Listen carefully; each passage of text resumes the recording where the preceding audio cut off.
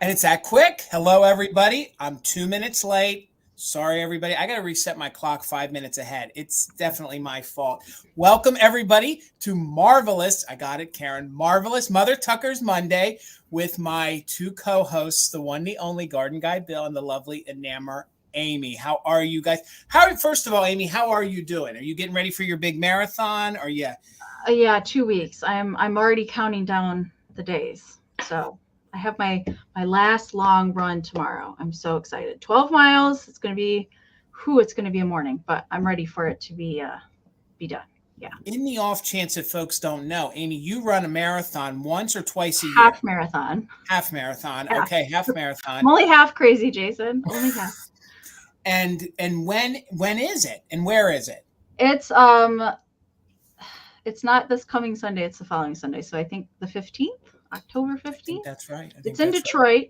It's called the Detroit Windsor International Marathon. So we get to go into Canada. Oh, Canada.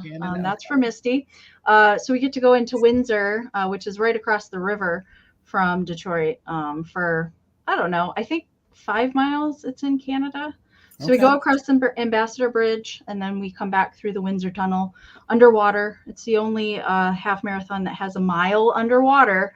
Wow. So, yeah. Do you need a passport for that? Odd question. You do. Yes, okay. You do. Yep. All right. Or an enhanced license. They accept that as well, but not very many states do that right now. Thankfully, Michigan is one of them. But yeah, you have to get approved by Border Patrol before you can do the race. Yep. Well, gang, if anyone's in the area of Detroit, go out there, support Enamor Amie. Make sure you're rooting her on and watching her run that marathon. Nobody would want to see me run. It's not pretty. Trust me. It's not pretty. So, Bill, how are you doing, sir? You having a good week? Good weekend? Good week so far. I finally sat down and came up with a video release schedule because I've been all over the place. So for the rest of the year, I know what I'm doing. I know when the videos are coming out.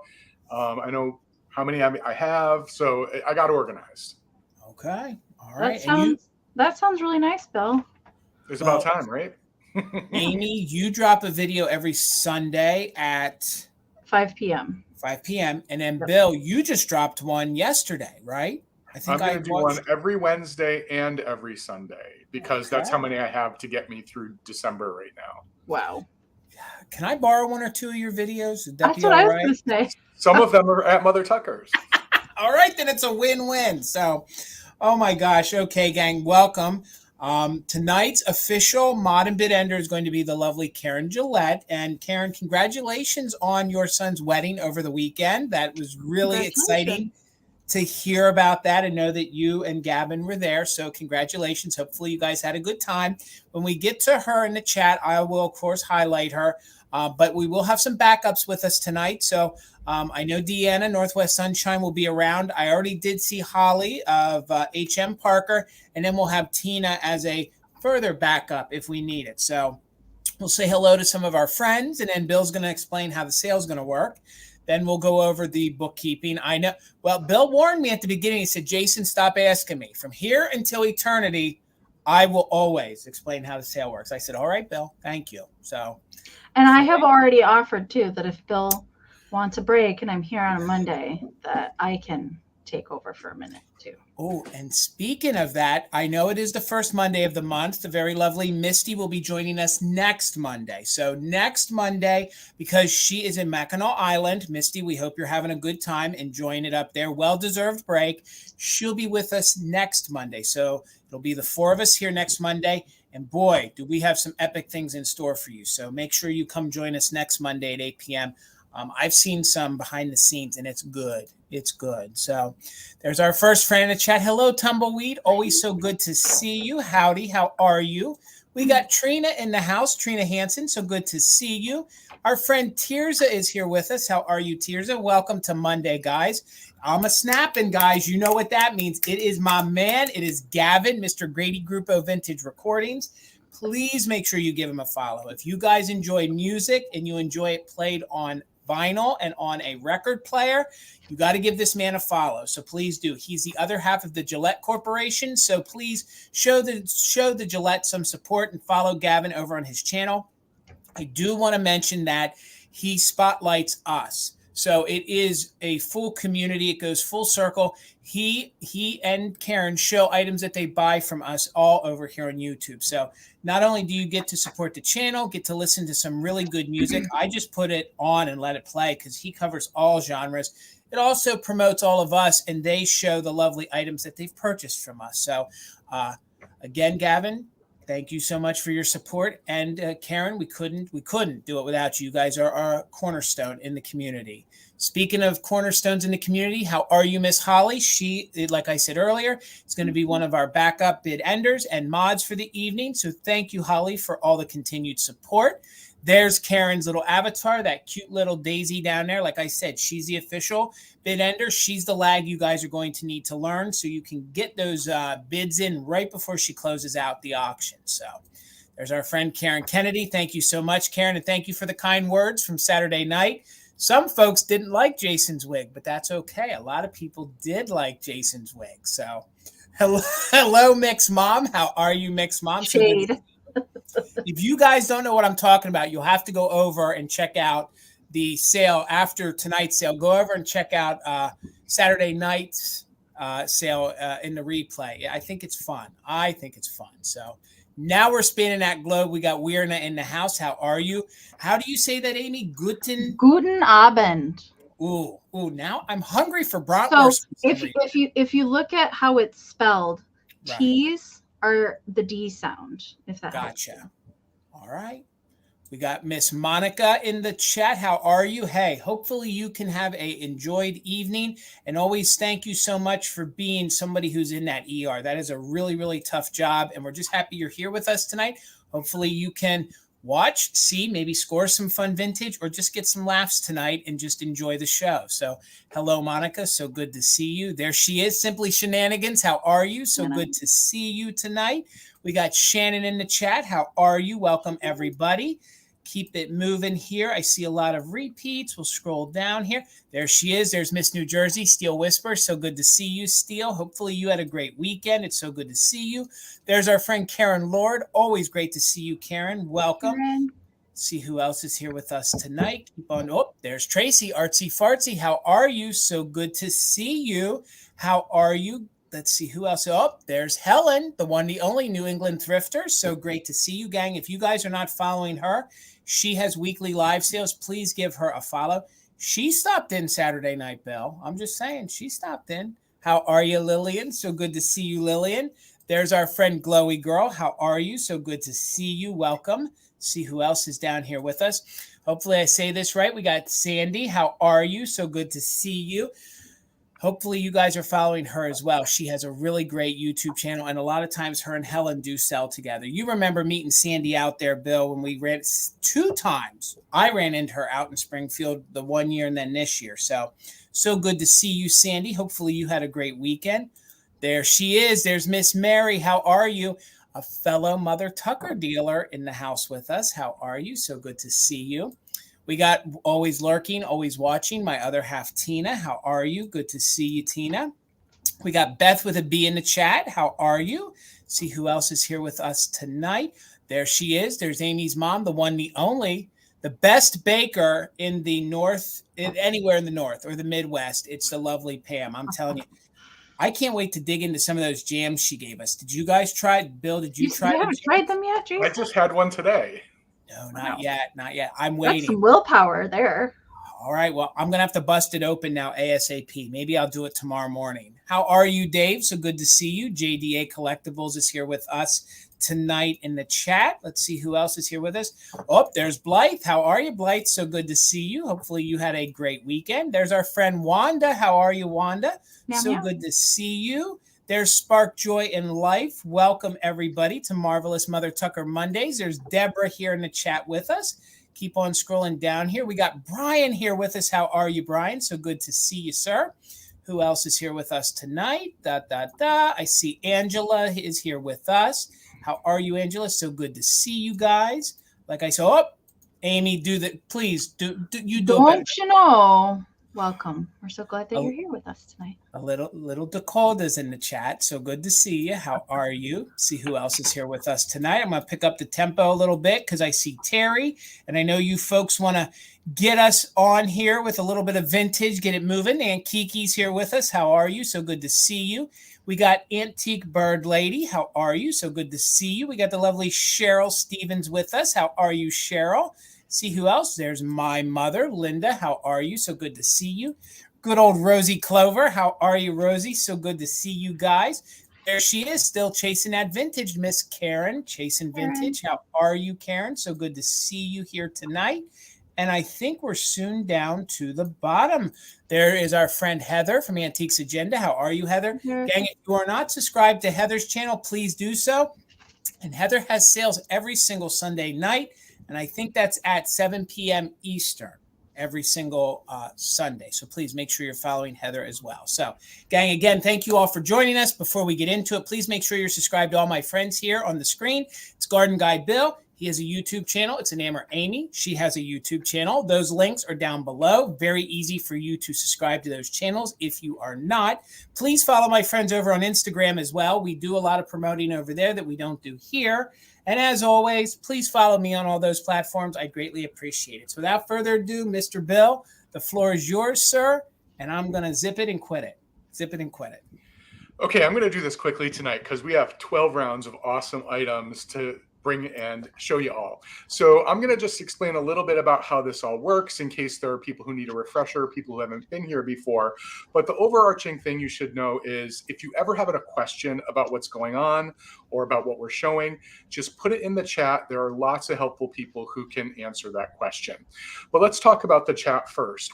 All the words you see on your screen. What you want to do is you want to make sure you are in the best version of the chat because there are multiple versions of the chat, the best version possible. And that means at the top of your screen, you should see live chat or all messages or live chat, all messages. If you see top chat, you want to toggle out of that because you may not see the entire chat if you see top chat at the top of your screen. The other thing you want to do, particularly if you are a chatter or you are someone who wants to bid, is you want to refresh YouTube often. We all experience a lag on YouTube and we all experience it in a different way.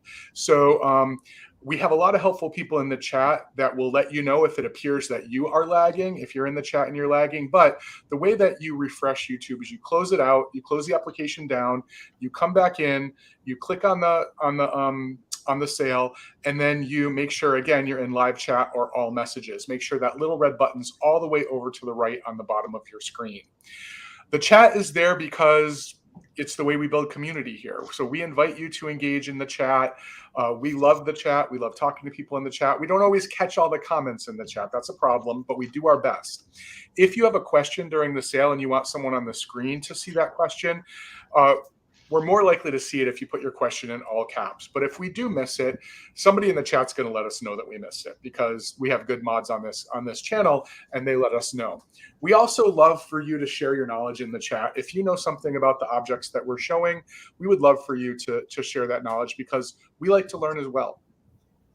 So as I said, we have 12 rounds. They are offer up rounds. That means they're auction style. So we will show you an item. We will tell Jason what the start price is, and he's going to pin it on the screen right where our names are now. And bidding can start at that price in the chat. So if you're interested in bidding, you just put the amount in a whole dollar that you would like to offer for that item in the chat. And as we're describing the item, telling you about anything we know about it, telling you about any condition issues you need to know. Hopefully you're telling us what you know about it. The bids can come in, and at a certain point, we will decide to do a countdown. So we'll announce the countdown, and we'll do a 15-second countdown, unless we need to adjust it to a 20-second countdown. And at the end of that countdown, whoever is selling the item will say bid end.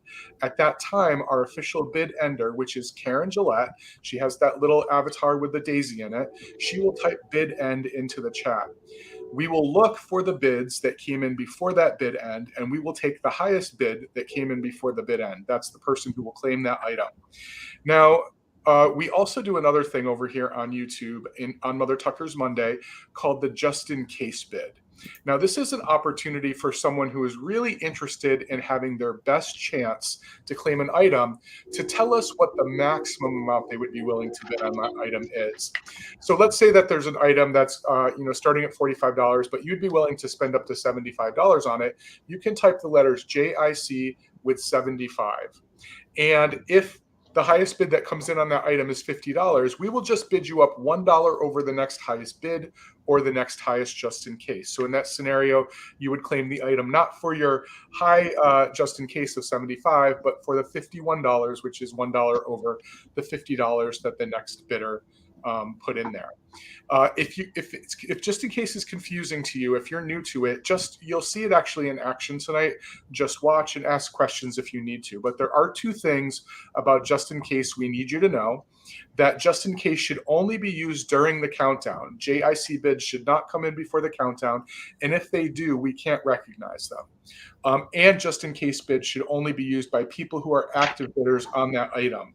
So that means you've put in at least one regular bid before your use of the just in case. We do like to remind you a few things.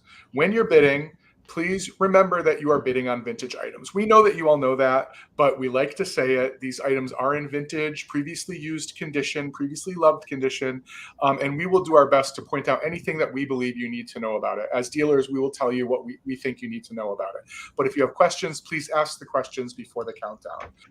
And we also just like to remind you that a bid is a commitment to pay.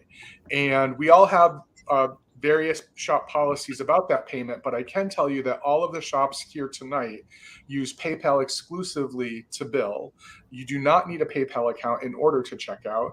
And we use Pirate Ship, which is an online shipping option that allows us to get really deep discounts on shipping actually across the world, but most of us only ship to the US and Canada. So if you are a successful bidder tonight and we announce that you are the winner of an item, we need 4 pieces of information from you, and you can email these to us. We need your YouTube screen name and your real name. We need your shipping address, and we need your PayPal email address. And we always like to point out, you do not need a PayPal account in order to check out with PayPal. When you send us your information, we are going to send you an invoice that has a link in that invoice. You can click on that link and it will take you to PayPal where you can check out as a guest. You do not need to log in. You do not need to create an account. You can check out as a guest as long as you have payment information and you give PayPal your mailing address, because that's the only way we'll know how to mail something to you. So it's that easy. And having said that, we're just going to quickly introduce ourselves and tell you what our shipping information is for this week. I'm Bill, Garden Guy Bill. I ship from the Garden State of New Jersey. As I said, only ship to the US and Canada. And I actually plan on packing and invoicing tomorrow evening. So the sooner you get me your information, the better off. Amy? Hello, everybody.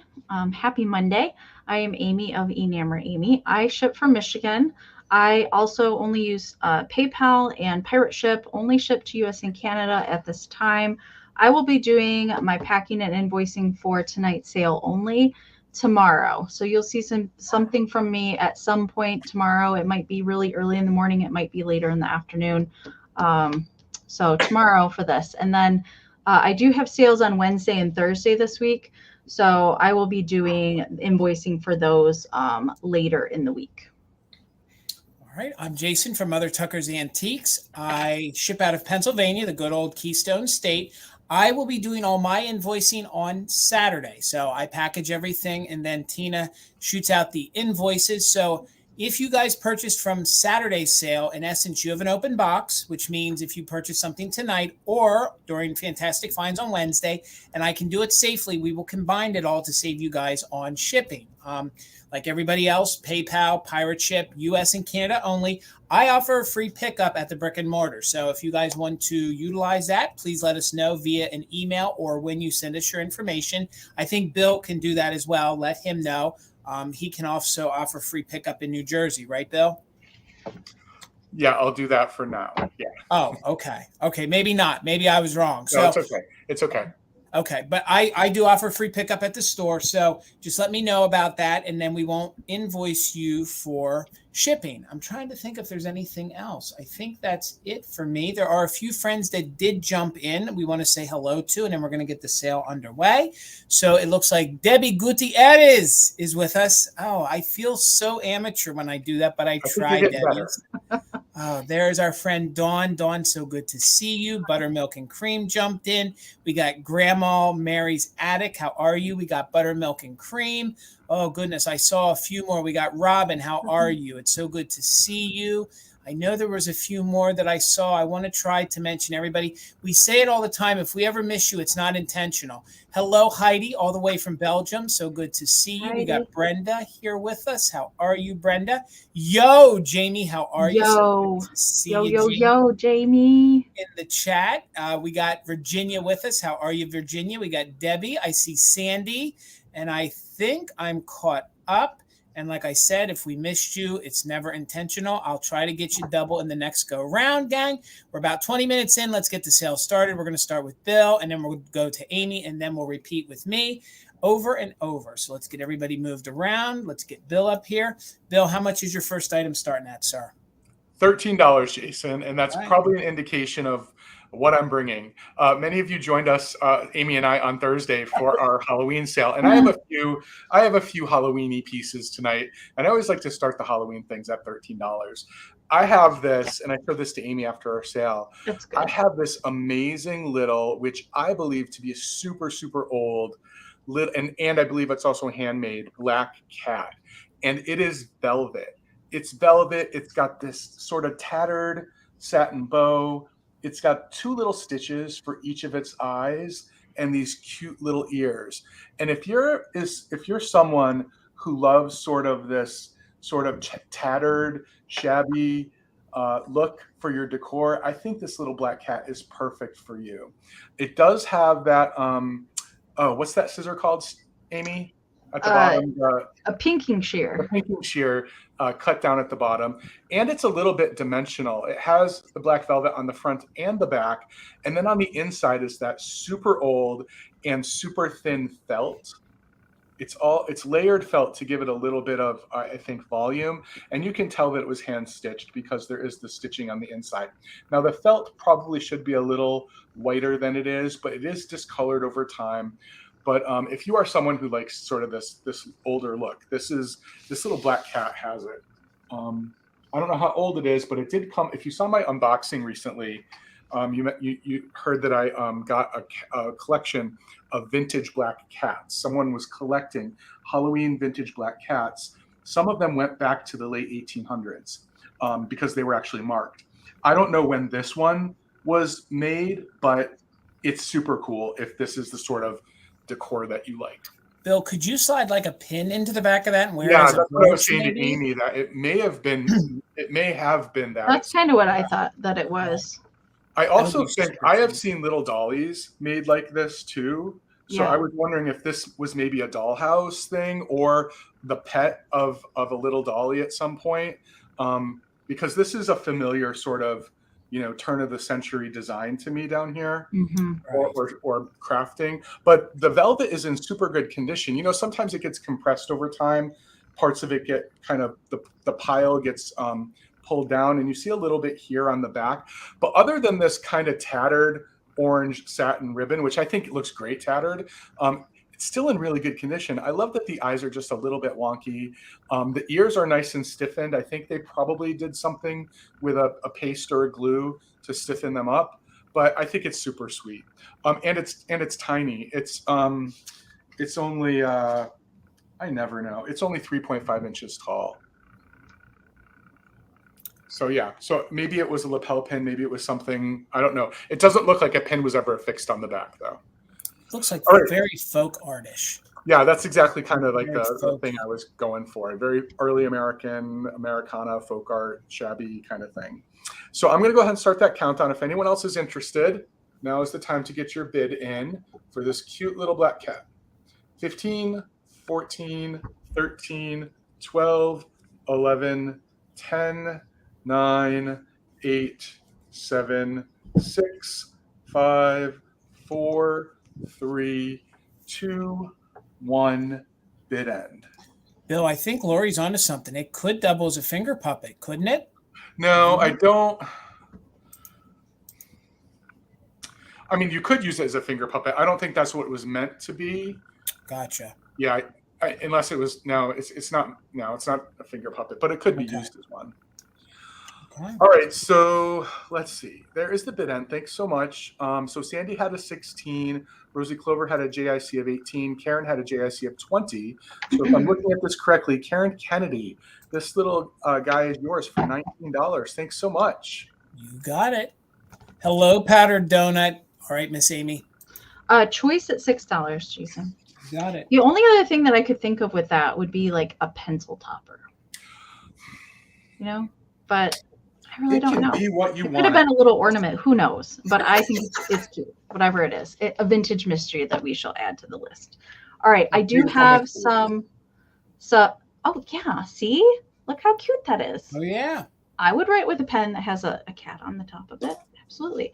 I have some die cuts tonight. Now these are not the super old style Beistel die cuts. These are the ones that came out in the 80s. They are still double-sided and they're in very good condition. So I have 4 of them tonight. So I'm going to show you each one. And I love these die cuts. They're quintessential Halloween decorations for sure. And they're all in really, really good shape. Two of the 4 don't even have the little hole punched out at the top. And like I said, these are Beistel, but they are not the super old version of these. How you can tell the difference is the originals are single-sided and they're embossed. So they would just be plain brown on the backside. Then they did a re-release in the 60s to make them double-sided, but they were still embossed. These ones are from the 80s. Very brightly colored, still a lot of awesome detail. I love a little owl in the haunted house. All right, so that's the first one, is the haunted house. The second one, I love him, is the owl. Love that they just did the simple colorways of the orange, green, and yellow with the black in all of these die cuts. And because of the matte side on the back, the colors aren't like that neon kind of coloring like they are on the front side there. But they're still, you could use them on pretty much any side that you wanted to. And then we've got Mr. Pumpkin Man in his bowler hat and his polka dot bow tie. Love him too. I love him so much. There's the other side of him. See, he's friends with Frosty. So when they hang out, they smoke their pipes together they do. and wear their hats. And measurement for these guys, these 3 are all around 9 1/4 inches. The witch here is 10 inches. So she's a little bit taller because of the point of her hat. So she's just a little bit larger, but check out that wart on her nose. She's all about it. And her chin. I know, right? Yeah, she's got a lot going on. I love all 4 of these. They're so fun. I'm a big fan of Beistel die cuts anyway. I do have another Beistel thing that I'll be bringing a little bit later too. Some new and packaged stuff. A pink wig. Yes. Yeah. I think they're talking about me from Saturday night. Okay. Yeah. Gotcha. Yeah. All right. So these are your 4 choices. We've got the witch, who is around 10 inches. We've got the haunted house, the owl, and Mr. Pumpkin Man. All right. So right now I saw Robin was in at 8, and I see JDA is in at 9. So you guys are bidding on choice. So the winner can take 1 or multiples, combinations, whatever that they would like. All right, so we are, yes, these are 2-sided. They're just not embossed. So these are from the 80s. The double-sided embossed ones are going to be from the 60s, and then the single-sided embossed ones are going to be older, from the late 40s, okay? So we're going to do a countdown on choice, looking for 10 or more. 15, 14, 13, 12, 11, 10, 9, 8, 7, 6, 5, 4, 3, 2, 1, bid end. Steele, you're right. You're right. And Bill, they want to shop your dining room. Yeah, I know. You're not the only one. Chris would love for you all to come and shop my dining room. I want to come shop your dining room. Oh, I will book a ticket tomorrow. We don't dine. Jersey. All Bill's right. got the good. I know he does. All right. There is the bid end from Karen. Thank you so much. I believe JDA had the high bid at 9, but Robin came in there with a just in case of 11. So Robin's going to get first choice at 10.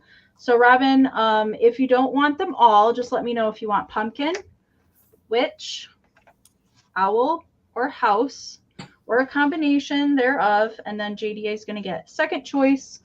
And I think, was there anybody else before that? Hang on. I was too busy Just seeing Robin. what Robin was Just saying. Robin. Okay. Yep. So I will just watch the chat then. Anything that's not claimed, I will bring it back at the recap. Okay. D was way up there at 6. Yep. All right. You got it. Yep. Okay. All right. Thank you so much.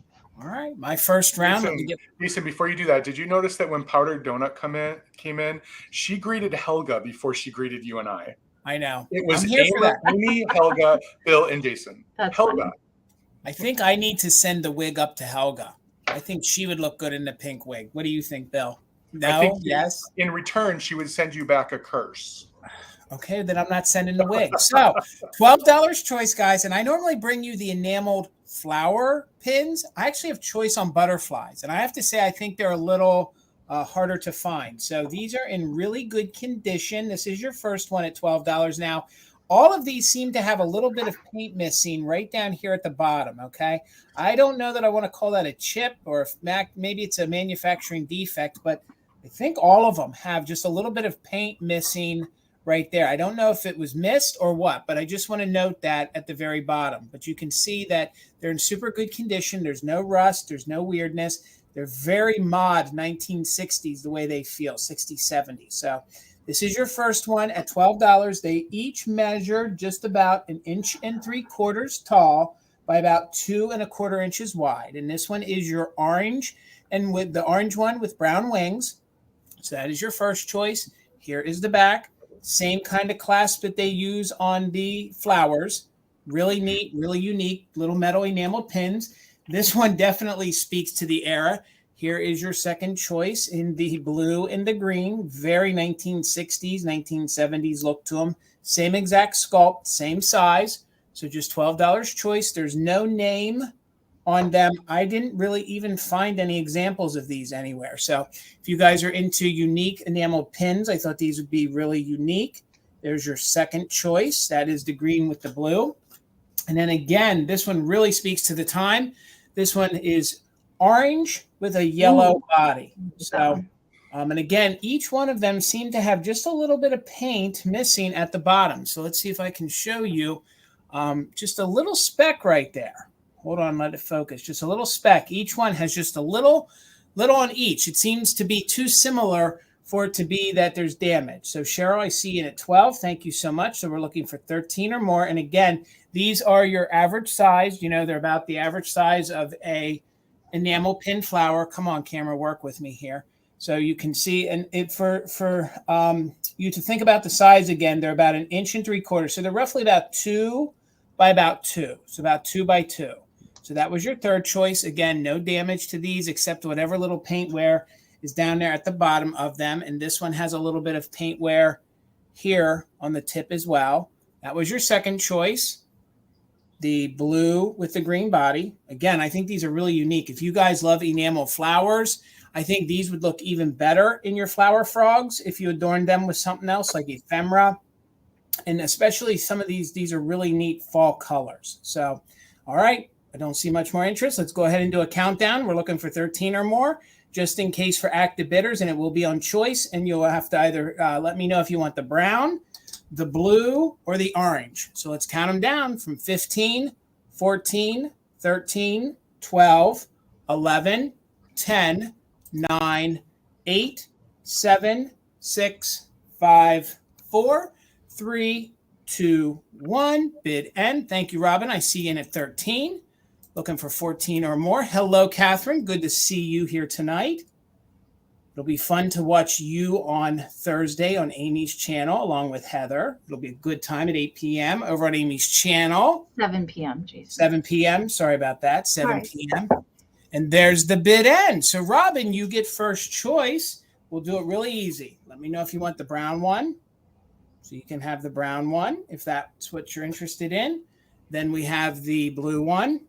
You could choose the blue one or the orange one. And you can take a variation or all three or just one, and then Cheryl will have backups. So I can watch the chat. Robin, just let me know which one or ones you want.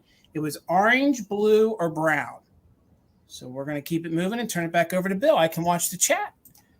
Thank you so much. Okay, Jason, before I give a price, I just want to talk about the condition of these little fellas, because I did get quite a few questions about them. And those of you who know, I answered you with the condition issue. I know a lot of you were here to see these tonight. From the front, they look amazing. These little Napco Bluebirds. They are so, so cute. But there is a significant issue with one of them. This little guy has lost his tail.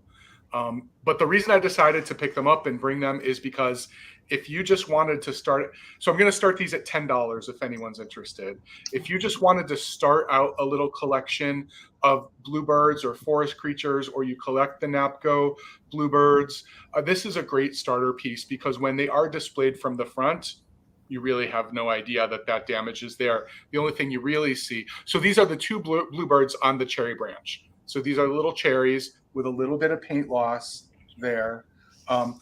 Other than that, they're super cute. And if they don't sell, I'm just going to stick them in a plant, because I think they would look super cute in a plant. But I did want to give somebody the opportunity to grab some bluebirds, because for myself, I see people finding bluebirds. These are the first ones I ever found, actually, myself. Really? I never see these. Not the Napco ones, not the Norcrest ones, never. So they were just fun to see. And I think they are still super sweet. I mean, look at these faces with their little beaks.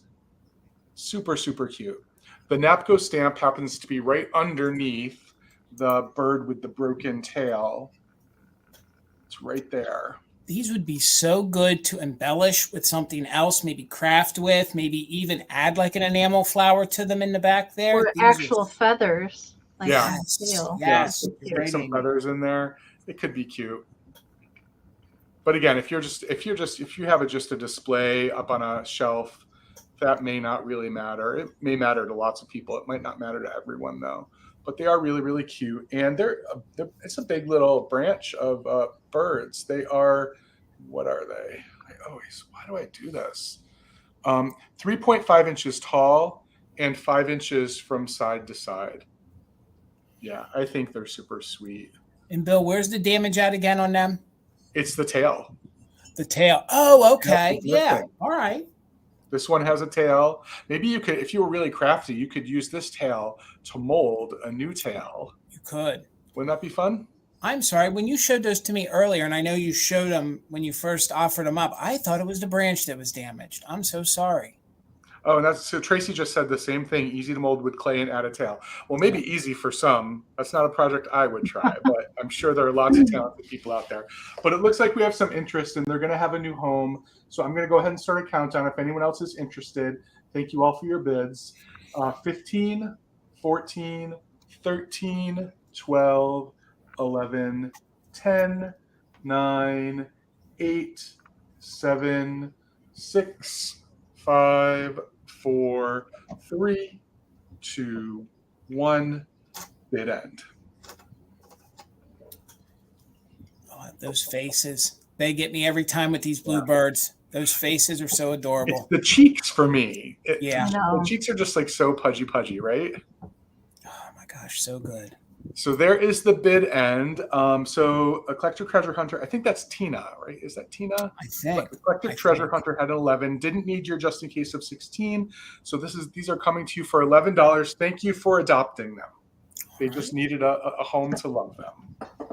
They still have a lot of life left in them. Yes, they do. They do. All right. My next one's going to start at 16, Jason. You got it.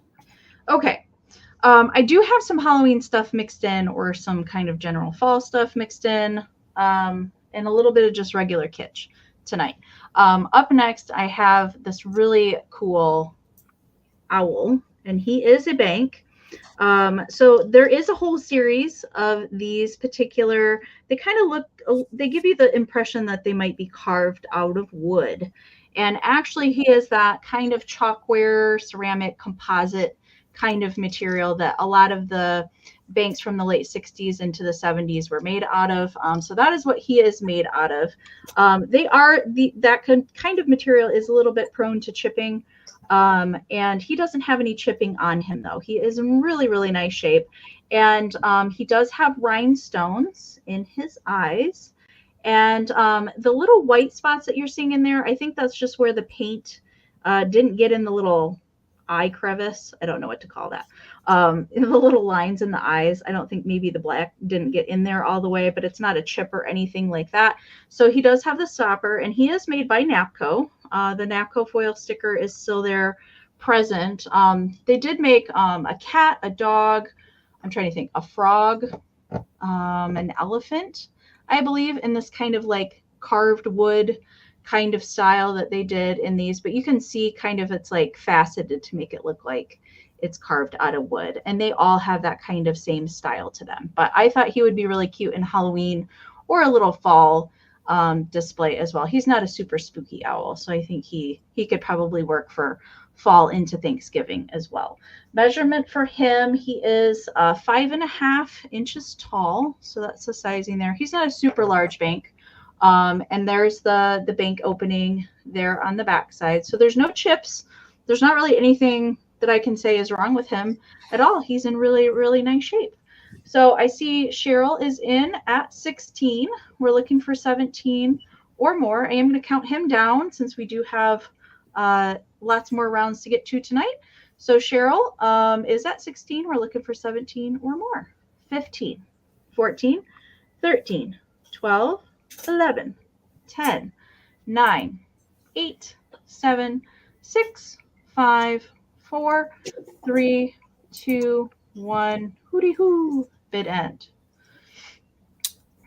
And those were always so prone to getting chips around the coin slot. He looks like he's brand new. No. I don't think, maybe he probably was never used that much.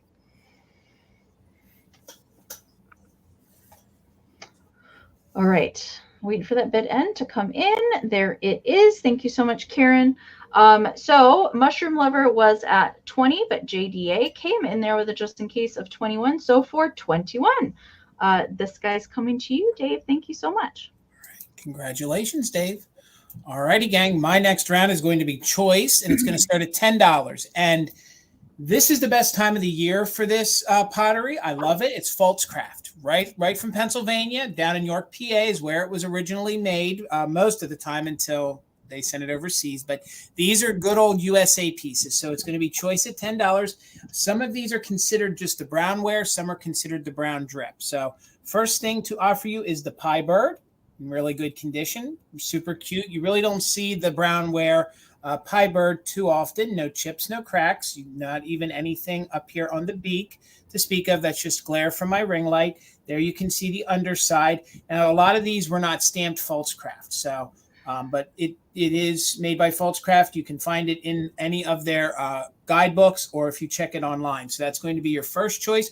Super cute little Pie Bird in the brown, and he measures about 4 inches tall. So that's your first choice. It's just $10. Like I said, no chips, no cracks. We got Robin Watson in at 10. Thank you so much. Your second choice is going to be the Pfaltzcraft Brown Drip Owl Shakers. These are a true set. One is a 3-hole, one is a 2-hole. They are missing their cork stoppers. For some reason, those big stoppers always seem to be missing. And actually, I think they're a little bit of an easier one to find. I mean, my gosh, that could probably even be a cork from a wine bottle. If you had it sitting around, you could definitely recycle it for that. Now, these are embossed on the bottom. It is hard to see. And I believe, if I recall, these are just stamped USA. I think you can sort of see some of it right there. So no chips, no cracks. These are great for fall. They're great if you love owls. He's your 2-hole. Now, these are considered the brown drip. Thank you all for the bids. Exactly, Beth. Yay, Pennsylvania. We got Cheryl in at 17. And this one is the one with the 3 holes. And again, sometimes these get mixed up and you end up with ones that have both 3 holes or both 2 holes, but this is a true set. So that was your second choice. And then what I love is this one is marked. This is your coffee pot, teapot, spoon rest. And it even says on it, again, no chips, no cracks. Really, really retro looking, you know, the shape to it. There's a glare on it there. There we go. Definitely looks like 1950s, 1960s. But I do believe when this came out, due to the Pfaltzcraft Insignia on the back. This is probably 1970s, probably 70s into the 80s. They really followed Hall and started doing it. I believe Hall did the brown drip first, and then Faltzcraft. I was just going to say, it looks like the glaze that Hall used on their Faltzcraft kind of ran with it and did it a little bit longer once Hall gave up. So again, no chips, no cracks on any of the pieces. This one measures about 7 inches tall by 5 inches wide. So we are at 18, looking for 19. It's choice on the Faltzcraft. The spoon rest. Show you the 2 shakers again here really quick. The shakers, and if I didn't tell you the measurement on the shakers, they're about 3 inches tall by 2. So that was your second choice. Or your first choice, which I think it's a little harder to find, is the cute little pie bird. So let's go ahead and start a countdown. Gang, we are doing just in case for active bidders. And since it is a choice round, the top bidder gets first right to as many as they want. Then we'll pass it on. So we'll count it down from 15, 14, 13, 12, 11, 10, 9, 8, 7, 6, 5, 4, 3, 2, 1. Bid end. What are pie birds? They are used to actually vent the pie so that it cooks it evenly. So you're supposed to put the pie bird in the center of the pie, then put it in your oven and cook, and it actually vents out some of the moisture so that it supposedly cooks the pie thoroughly. Pretty sure I'm right. That's a Pennsylvania Dutch thing. Yes, it is. So what you would do is after the bottom layer of pie crust is in, you put the pie bird on that and then put your pie filling around it and then the other pie crust on top of it. It makes it so your pies aren't soggy. Exactly. And his little mouth there is going to let the air escape and then let it dry out and cook thoroughly, just like Bill said. So, all right, Dave, you get first choice. Let me know. We'll do it. You want the owls and the pie bird? All right, Dave. Thank you. I got you for those. So let me see who is next. Cheryl, let me know. You took the pie bird and the owls. So Cheryl, let me know if you're interested in the spoon rest. And if you're not interested in the spoon rest, it looks like I can go back to Vanessa or Glowy or Robin. So if you guys can help me in the chat, we'll do it sequentially. But Cheryl, you would have choice on the spoon rest at 17. If you pass, it would be Vanessa, then Glowy, then Robin. So I can watch the chat to keep us moving. Thank you guys so much. Let's just see here. I was just waiting. Cheryl, just let me know if you're interested. You wanted the owls? Okay. Bear with me. We'll just go back one more real quick. So then I think we're back to Glowy. Glowy, let me know. If you pass, that's fine. We'll go with Robin. So you're up, Bill. And if no one wants it, that's fine. We'll bring it back in the recap. But Cheryl, you could have next choice if you're interested. So Holly's correct. Nobody wants a soggy bottom, do they? No, no, sir. All right, $25, Jason. I have some glass. All right. I have a good piece tonight, everybody. I don't know if people have seen a lot of this color before. I have a piece of Viking, and it is the Epic 6-petal handkerchief compote, but it is in the Viking brown color, which a lot of people call smoky brown, but Viking just called it brown. And there aren't a ton of pieces from Viking that are in this color, and it is pretty glorious if brown is a color that you like. This is also a big compote. It is it's the 7-inch tall one, 6 inches across. And Viking released brown in the 1970s. And if you go back into the Viking catalogs, all throughout the catalogs, it's just called brown. But over time, people have started calling it smoky brown because there is also a smoky blue color from Viking. And that's how people were sort of distinguishing the two. But it's gorgeous. Again, as I said, it's the Epic 6-petal. And you can see the areas of thicker glass here where you see the 6 petals. It also, like all 6-petal Epic Viking pieces, has the 6 petals on the bottom as well. Yeah, it does look a bit like root beer, doesn't it? Yeah, really, really beautiful. And I was super, super happy to find it because, again, as someone who has a lot of Viking, this is not a color that I had in any other piece. So really pretty. And when it comes to the handkerchief compotes, this is one of the larger sizes. There is some of the other colors have a larger size, and then there's a smaller one in most colors, but this is sort of right there in the middle. But I just love looking down into the center of that. Isn't that gorgeous? So nice. Bill, if I had the room, I would want this in a heartbeat because it looks so good in fall and with your mid-century.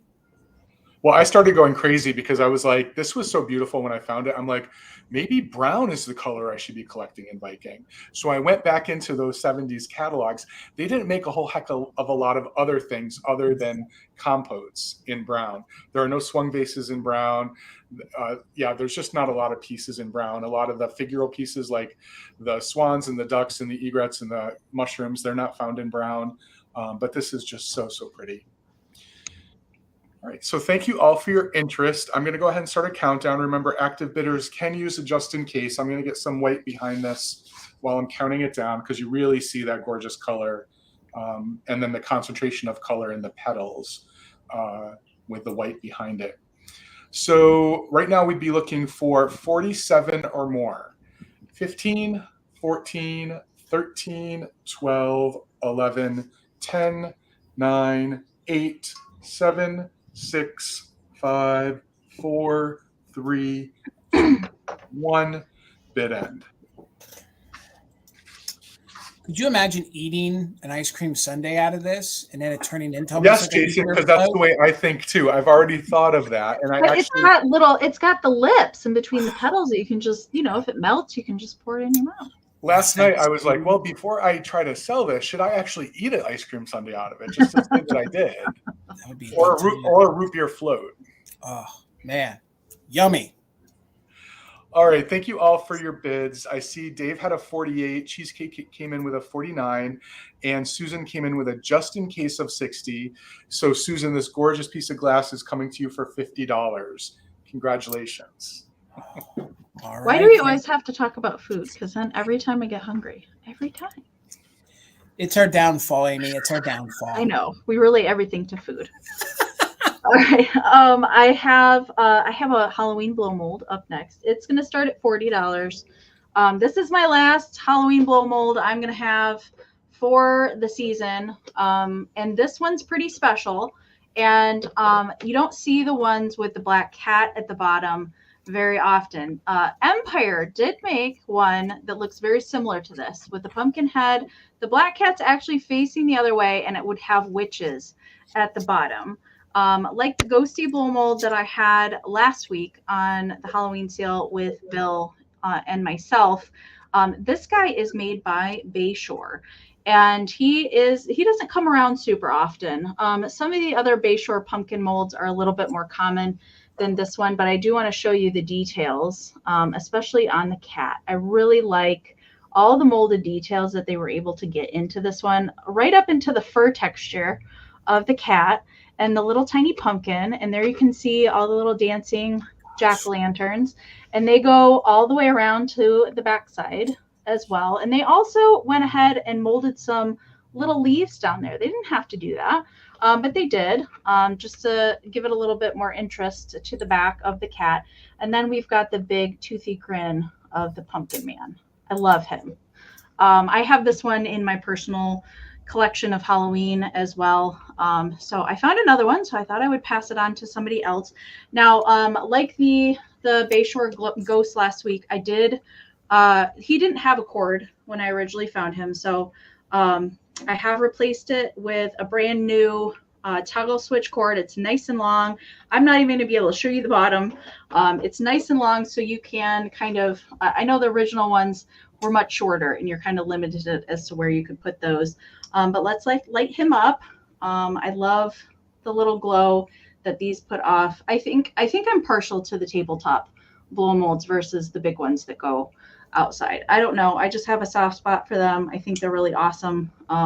Doesn't take a lot to decorate for Halloween when you can just kind of place this on an end table or in the middle of your kitchen table, and you have an instant little display. All right. So he does measure 13 inches tall to the top of his little stem up there. Really, really nice condition. There's no cracking. Oh, I'll show you the bottom too. There's no cracking or anything going on. I don't see any sun fading. He's really nice and bright orange, and not a lot of paint loss or anything on the cat either. Sometimes these, especially if you wrap the cord around there, very prone to paint scratching. All right. So, but he's in really, really nice shape. Robin's in at 41. we're looking for 42 or more. I am going to count him down. I do encourage you guys to use those just in cases tonight. I have been watching the chat on my phone versus StreamYard, and it does appear that we do definitely have a lag tonight. So don't wait to put anything in at the last minute. You probably will come in after the bid end. All right. So we're looking for 42 or more. 15, 14, 13, 12, 11, 10, 9, 8, 7, 6, 5, 4, 3, 2, 1. Bid end. I think I'm with you, Amy. The tabletop ones are great because you can collect more of them. You can fit absolutely. more. That's what I love. Those teeth. You're right. You're right, Dave. Those teeth. The toothy grin. All right. Yeah. All right. All right. There's the bid end from Karen. So Robin had the high bid at 41. Wanda came in there with a just in case of 47, but Robin came in with a just in case of 52. So for 48, Robin, Mr. Pumpkin Man is coming your way. Thank you so much. Oh, so good, Amy. And Dawn, I saw your message. I'm not personally familiar with Millersburg glass, but I will research it later on after the sale. And if I find some, I'll bring it to a sale. Bill, are you familiar with it, or Amy? No. I didn't see what the question was. Millersburg glass, but no, Dawn, I'll look into it. And if I find it, I'll reach out to you, or I'll bring it to a sale. Always willing to learn about new things. So, all right, $35. And I have this gorgeous 1970s woven wall piece. It's a woven wall hanging. It's in really good condition. It is made by an artist called Don Friedman. He made a lot of these in the 1970s and 1980s. They're very collectible, and a lot of them go for over $100 online. So I have this gorgeous, we believe, 1970s. A lot of them would have a tag, but then a lot of folks would remove them. But we did a lot of research. We're very confident that this is a Don Friedman original. Again, these are a little harder to find. Oh my gosh, I'm missing all the bids. Thank you, Pamela. There's Karen. I think actually, Jason, that these might be caught up in the lag. Maybe, maybe not. I don't know. Well, we'll just ride it out. I think we have Karen. Honestly, I think the folks that are bidding, they do collect these kind of things. Well, so. Pamela's 45 came in before you even started. Oh, did it? Okay. Yeah. All so right. I think Pam's caught in the lag. Okay. All right. Well, we'll just ride it out. But Karen, I got you at 65. Let me know if you're bidding on the tapestry or not. But like I said, honestly, these do. I think this is the first time I've ever seen one of these at a live sale. These are harder to find, and they are harder to recognize what they are. But I'm pretty sure.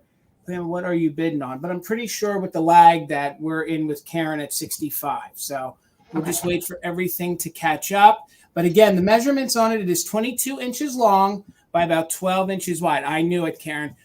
This is definitely a unique piece. If you guys are into the mod, like late 60s into the 70s, into the 1980s, this is a great piece. It's actually two ships. You can see that they're docked. These are pieces of carpet that he has used. So it's a great medium. And then you have all this great wool and tapestry. There's only one little condition issue, and I'll call it like a fray. There's a little fray right here on that piece of string. So there's no stains. There's no funky smells at all to it. I love the different colors. That actually looks like sky, you know, the way like at night with the oranges and the blues. And again, you have these two gorgeous ships. You can see they're at dock, and then you have all these little fisherman shanties behind it. So, and here's like a thicker piece of the carpet that he used. So we used to always call these carpet art. So it has the original dowel that is sewn into it. So it is sewn into it here. It has its original hang string. And outside of that one little pull on that one little string, which I just want to show you right here, and it's not even major, it's in super good condition. So all the little fringes at the bottom are the thicker wool style yarn. Sometimes these do get sort of nappy or really easy. Oh, you're right. A little Elmer's on that right there. Hello, Caitlin. So good to see you from Emerald City Vintage. And again, it's a nice large one. He made bigger ones, and he's really well known for the one with the lion. And the lion, his whole mane is this gorgeous like carpet of this like Berber right here. So, all right, we're in at 65 with Karen. We're looking, oh, and there's also a dowel that is sewn in here at the bottom. So let me flip this around so you guys can see. So it does have it is weighted, so it will hang on the wall beautifully for you. So we are at 65 with Karen. We're looking for 66 or more. We are doing just in case for active bidders. So let's Jason, there's a kind of conversation going on in the chat that Karen was bidding against another bid she thought was coming in. Yeah. That were actual real bids. Okay, so we have an issue, what, with Cheryl? People are asking. Yeah, Pam was bidding on my blow mold and it was way lagging. So that's why Karen came in. Okay, so we're at 35. So Pam was lagging. So Karen came in with a 50. So then we had Pamela. So if I started at 35 and Karen came in with a 50, she's in at 55 then. So then Karen's but Pamela, both of Pamela's bids were for my blow mold. That's why she's really lagging. So Karen was bidding against Pamela's 45 to start with because she thought Pam was bidding on your tapestry. All right. So do you want me to start over or should we just continue? Karen says it's okay. Karen, are you all right at your bid of $65? She says it's okay. So I'm going to go ahead and do a countdown because Karen says it's okay and Pamela says it's okay as well. So as long as everybody's okay, 65 is still a really fair price on this. So like I said, these go for over $100, usually on any other platform. So she says it's fine. We're at 65. We're looking for 66 or more. And again, guys, as I do a countdown, please, everybody make sure you're as live as you can with the cursor all the way over to the right. Make sure you guys are in all messages so we're all caught up.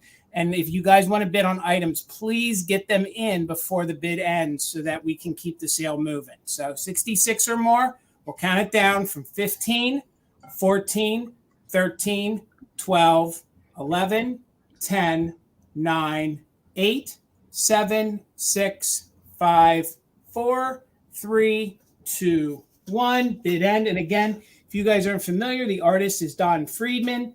These are woven wall hangings. They are really, really hard to find. Honestly, they are not that easy to source. So thank you all for the bids. And Karen, thank you so much. I just want to scroll back up. It's going to Karen for 65. Thank you so much. All right, Bill. So I don't like it when someone mentions a company I haven't heard before. So I just did a quick little research. There's a reason probably some of us hadn't heard about Millersburg Glass because it was only open for 3 years. It was founded by one of the Fenton brothers in 1908, but it shut down in 1911. But they did make some pieces, so now I'm gonna look out for them. So I'm gonna start this at $34, Jason. If anyone's interested, I have some kitsch tonight, and the first kitsch I have is a gorgeous little planter. As you may be able to see by the little book that she's holding, the three bears. This is Goldilocks. And let me just give you, she's 7.5 inches tall, 5 inches across at her widest point on the bottom. And she is a 1956 Napco piece. And you can see that Goldilocks is written on the bottom. And these come in two different sizes. This is the larger size. And she is part of an entire collection. And they also come in cookie jars too. So in addition to Goldilocks, Amy, you can help me out. There's Little Bo Peep. There's Little Red Riding Hood. There are some boys too. There's Bobby Shafto. You have Bobby Shafto, I'm pretty sure. I have two of them. I can't remember who they are. Yeah. And my eyes can't see. Anyway, there's the Queen of Hearts, and there's a whole bunch of them. There's a whole bunch of them. And they're so cute. So cute. This one's in good condition. It was used. You can see here and some watermarks in there. So it was used as a planter. But other than that, she's in really good condition. There aren't any chips. There aren't any breaks or not really even much crazing at all. On the back, the green bow and the back of her bodice are cold painted. You can see the cold paint isn't really removed, but it is rubbed. There are rubs on the cold paint. There's a little bit of loss here on the bow. And they're just really, really fun. I love these. Where are the three bears? Yeah. Well, you can see them on the book that she's reading. I'm not sure Goldilocks ever read a book about the three bears. I think she actually experienced the three bears, but nonetheless, it's really cute. She's got a super sweet face. Look at those eyelashes. She is so stunned, Bill. She's stunned that she's stunned that you're selling her. I think that's why she's so stunned. I'm a little stunned as well, but I decided I'm gonna stick to the boys in this Gotcha. series. And because they come in 2 sizes too, that's confusing as well. Do I want the small ones? Do I want the big ones? Anyway, she's got 2 little bows on the back of her head with her big braided ponytails, or I guess they're pigtails if there's 2 of them, right? Right. But so cute. Let me get her up with my fingers off, just so anybody who may be interested can see her. And if there is no interest, we will bring her back at the recap. See, again, Bill, you offer up a kitschy planter and the lovely Nan hops in. I'm surprised that they weren't lucite candles. Well, maybe she's got some in her bouquet. Maybe she's delivering some. Lucite flower bouquet. Adorable. They don't have wicks, though. So. No. She's super cute. All right. We'll bring it back in the recap. All right, Miss Amy. All right. I'm trying to decide what I want to do next. Well, I guess we're going to do some jewelry next. All right. So this item's going to start at 24, Jason. All right. And I don't know if Kim of Desert Gal Curios is in the chat tonight. I can't remember if she was here or not. But special shout out to Kim, who sent me some really fancy rose gold clips to show brooches instead of my needle nose pliers. So I have this awesome rhinestone spiderweb brooch. This was a pickup from the Elkhorn Antique Market 2 weekends ago. And I was at this lady's booth forever. My mom can probably attest to this, that she had really cool things and I was taking forever to decide on something to get from her. But I decided to go with this because it was amazing. I've never seen a brooch like this. And it's in really, really nice condition too. Definitely, it's a statement piece, if you can see how large the spider web is.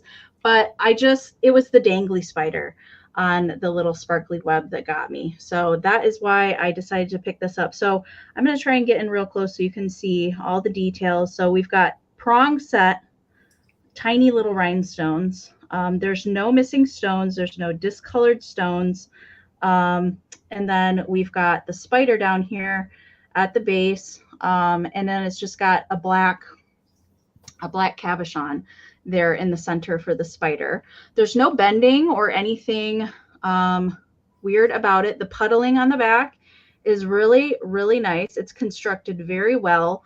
I don't really see any issues with it at all. And there's the back of the spider. So it does have a safety clasp here on the back in good working condition. I have tested it. The clasp and everything works very well on it. So measurement for this. So at the kind of widest point of the spider web, it's about 3 inches. And then the drop of the spider on the web here is about a 2-inch drop there. Okay. I think it would be really cool if you had it on a witch hat and you kind of had it dangling off the side of your witch hat. I think that would look really cool if you like to dress up as kind of a witch for Halloween. Definitely would be really nice on a black lapel or a blouse or something like that as well. I just liked it. It was really, really unusual. I don't tend to pick up jewelry a whole lot unless it speaks to me in some sort of way. But this one seemed really special to me. And I couldn't really find out a lot about it. Amy, can you put the spider up really close? Because some people are just seeing 6 legs. Okay. Yes. They're not There seeing are, the so the other legs are kind of extended up, so it's hanging onto the web. Yeah. Hopefully you can see that. There you go. Okay, Perfect, so Amy. we've got 6 of the legs, and then 2 of them are kind of hanging on to the spider web. And then we've got the antenna of the spider as well in there. All right, so that is pretty much the brooch. Hopefully you guys were able to see the detail in it pretty good. It looked like on my end it was focusing pretty good. All right, so that was really good, Amy. It looked really good. Okay, so I'm going to count this down. I could not find an age on this or a manufacturer, anything like that. But it is very nice quality based on how it was made. Definitely, I feel like it's a high quality piece of jewelry. All right, so we're going to count this down. I see Trina's in at 30. So we're looking for 31 or more. All right, let's count it down. 15, 14, 13, 12, 11, 10, 9, 8, 7, 6, 5, 4, 3, 2, 1, bid end. I'm not really sure what the black is. It does not feel like it's a stone to me.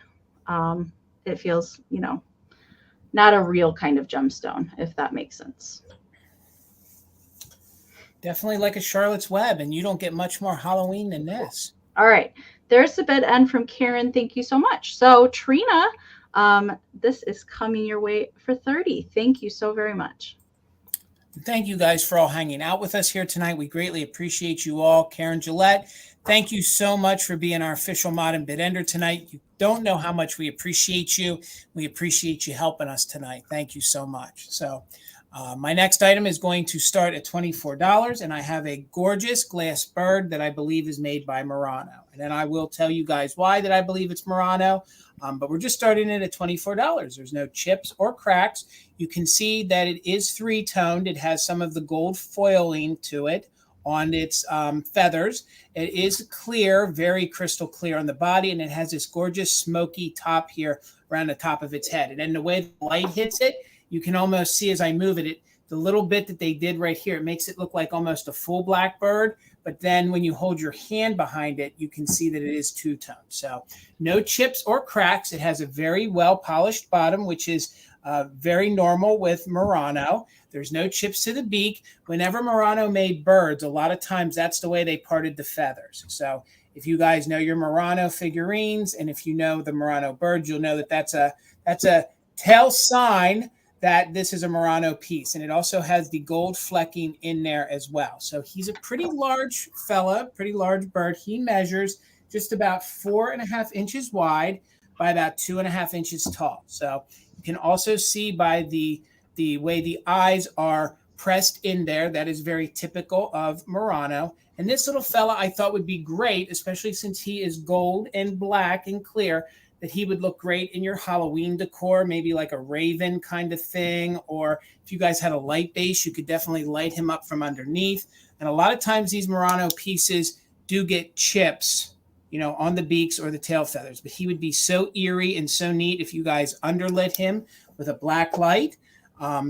Just a gorgeous, clear piece of Murano. Hopefully it's showing. We'll get it up close. You can see those gold foiling to his wing there. It's all the way right here on the back wing as well. And a lot of times these tail feathers do get major chips or damage on them. And then over here on this side, you can see that there is some gold flecking on this wing as well. Just super cute. No chips, no cracks, no like inclusions, no impacts like it was dropped. Just a gorgeous little Murano bird. Thought he would also pair well with some of your Bluebirds of Happiness or other pieces like that.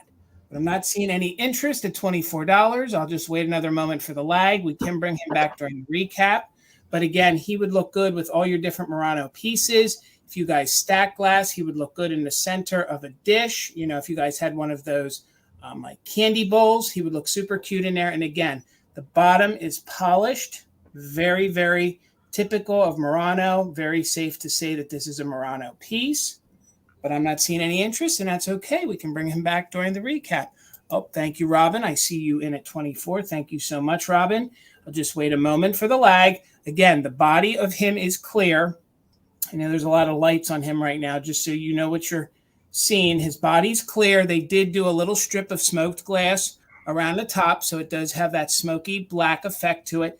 And then his two feathers and the tail feathers have some gold flecking to it. So the gold foil that they add into it. So let's count him down from 15, 14, 13, 12, 11, 10, 9, 8, 7, 6, 5, 4, 3, 2, 1. Bid end. We're looking for 25 or more, or the bid end from Karen. Thank you so much, Karen, again. Thank you guys for hanging out with us on a Monday night. And I would say he's probably somewhere between the 60s to the 80s, probably more 60s, because they used a lot of that gold flecking in the 1960s on the Murano pieces, especially some of the figurines. So, boy, we got a gnarly lag here tonight now. maybe we need to bump it to 20 seconds. So there's the bid end. Robin, your just in case came in after the bid end, but you didn't need it. It's yours for $24. Thank you so much, Robin. All right, Bill. $10, Jason. And I have a children's book in amazing condition. I have this very large children's book on the linen-like paper called 9 Stories. And inside are the following 9 stories. This is a 1930, I wrote it down, 1938 Merrill Publishing book. And those are the stories. And you might notice that I just showed Goldilocks. The very first story on the list is the 3 bears. And there they are on the cover. And it is in amazing condition. Here's Goldilocks and the 3 bears coming. Yeah, they're just coming home to see her asleep after eating all of their porridge and sitting in all of their chairs. But it's just an amazing condition. There are no creases or bends or rips. No one has written in it. And the illustrations are just so good. I want to show you a couple. Look at those little kittens. Yeah, how awesome are they? How awesome are they? Really, the only condition issue is on the back cover. There's just one little weird hole there. I don't even know where that hole would have come from, but it's just there on the back cover. And on the back cover is this mama hen keeping her little babies away from a fox.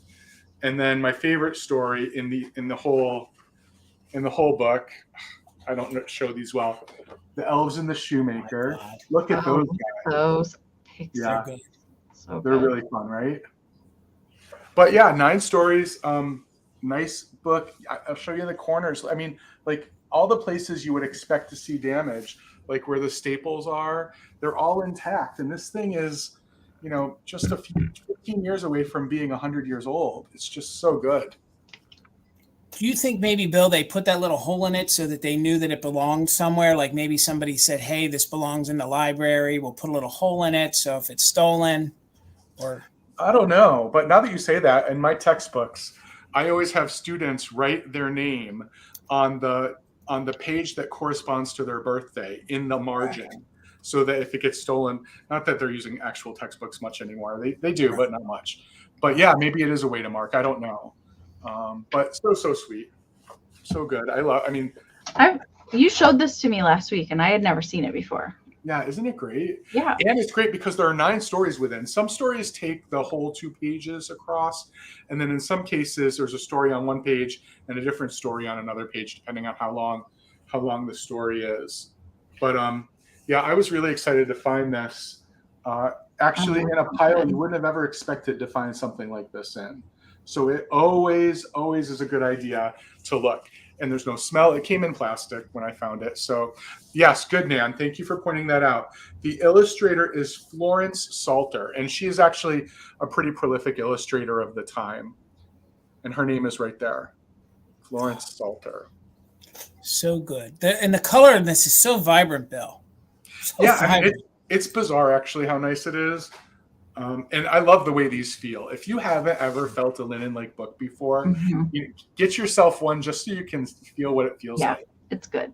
It is really good. All right, thank you all for your interest. I'm going to go ahead and start that countdown. Active bidders can use a just in case. And did we say we were going to 20? Let's just do it. Let's just do it. The lag is ridiculous. Got it. So if you really want this, feel free to put in a just in case if you're an active bidder. 20, 19, 18, 17, 16, 15, 14, 13, 12, 11, 10, 9, 8, 7, 6, 5, 4, 3, 2, 1, bid end. It keeps opening to the same pages every time I open it. I was trying to show you something different. Oh, here's one. There's the little red hen story. Oh, I love the fox. Yeah, isn't that great? Those pixies, and I like them, Bill, because they were chubby pixies. I love me a good chubby pixie. Look, Amy, they're running a race. They are. I definitely feel more like the rabbit, though. I'll be honest with you. Taking a nap. All right. So MJ Bear was in at 21 with a JIC. Mushroom Lover at 24. Chloe came in at 27. So Carol, congratulations. This is yours for $25. Thank you all. Congrats, Carol. It's a good one. Okay. I have some glass this evening in the swung vase variety. This is going to start at $55. And I typically do not pick up glass or swung vases unless it's something special that I just don't see. And this one, I have had it since June, and I've been waiting for the fall to bring it. It is showing a lot more red on camera. This is an Amberina. Okay, so this is Ellie Smith, and you can see it's a 4-finger. And I will light it up for you because it definitely glows for you. But this is a special one because it is the Ellie Smith square bottom. These don't come around super often. I have never seen one in the wild before. This is the only one. So I had to pick it up because it was just different. And it's a very rich orange. And then up into, there's a lot of the clearish yellow that is up onto the fingers. And I will light it up for you. There is quite a bit at the bottom as well. It's a good one. It does measure 13 inches to the tallest finger. And I like that there's only 4. I really, really like that. Okay, so let's light it up because it really glows in that, definitely glows. It glows, and then all of the like seams that go down from the square bottom till you get like about here also fluoresce, and then the bottom really, really glows down here at the bottom. I'm pretty sure that it's showing up pretty good on camera, but definitely not as good as well as it does in real life. It's definitely a glower and a shower. There you can see quite a bit. So it is not red. It is definitely, it's orange. It's a darker orange Amberina, 13 inches. And so there's no chips on it. There was a couple captured bubbles that I'll try and show you. Right in here is one, and then the other one is right there. Those are the only captured bubbles that I'm seeing. Maybe there's a teeny tiny one, but no chips, no cracks.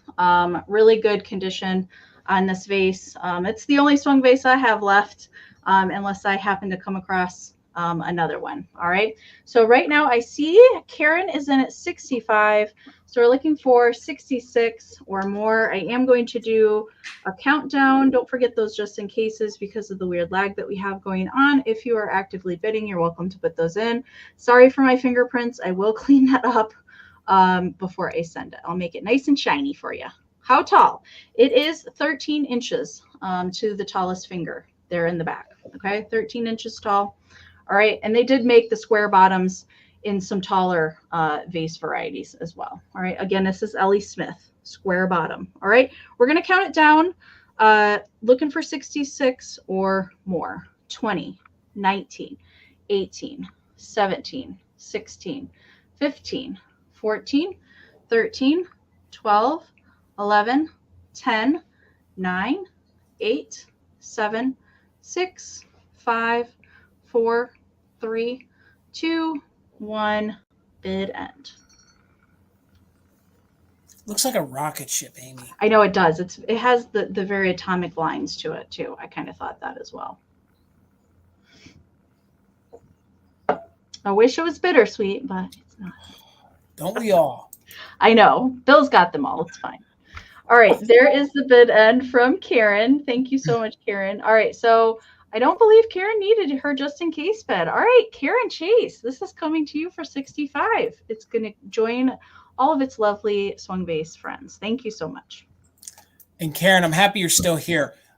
During the tapestry bid, what we're going to do is we're going to take your 65 down to 55. Since it started out $10 higher than where I started it, we feel that it's only right to credit you down $10. So instead of it being the 65 that you bid, Karen, you won the tapestry for 55. So we were going to take care of it during an email, but we might as well just do it so you know you'll only be charged 55 for the tapestry since the lag kicked us off at a $10 higher than we should have started from that. So congratulations, Karen. I know it's going to a good home.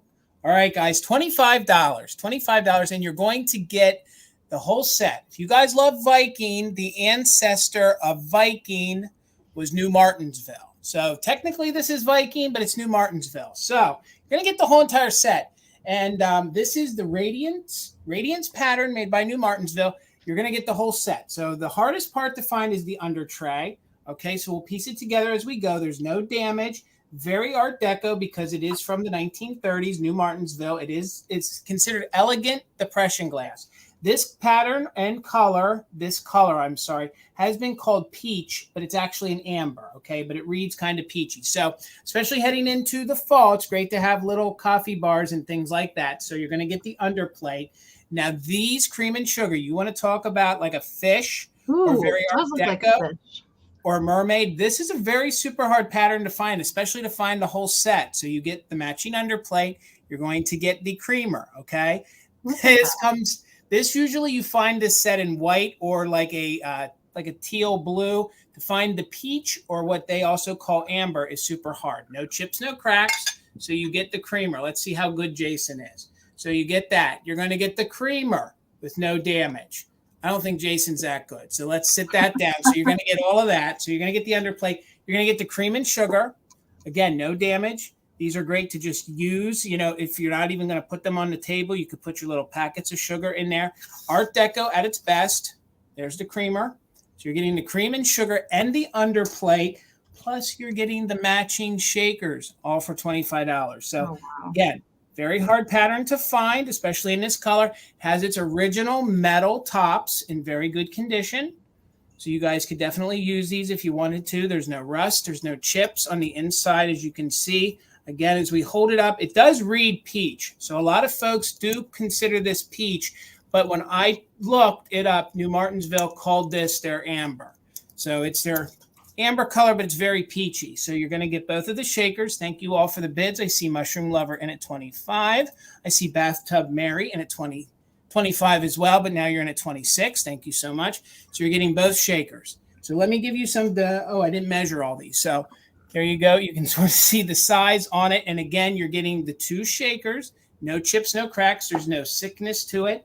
You're going to get the matching underplate.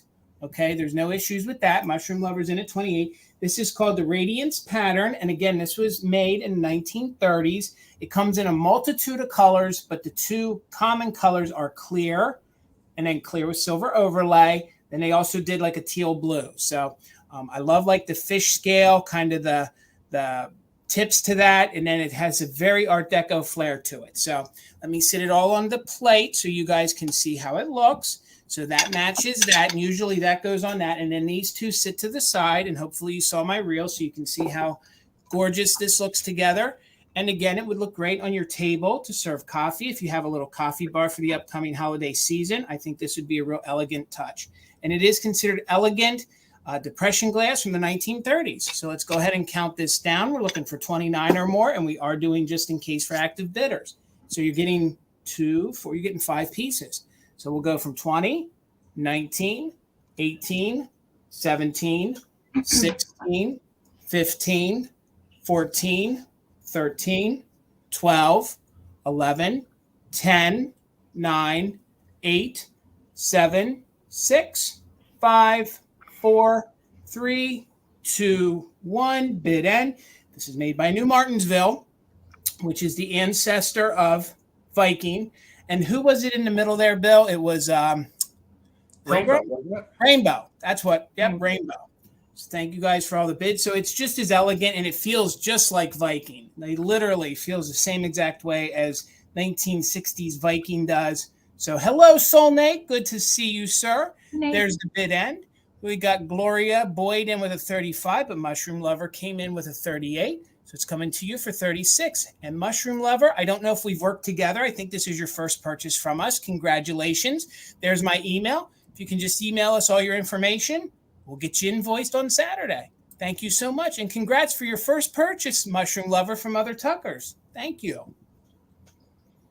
All right, Bill.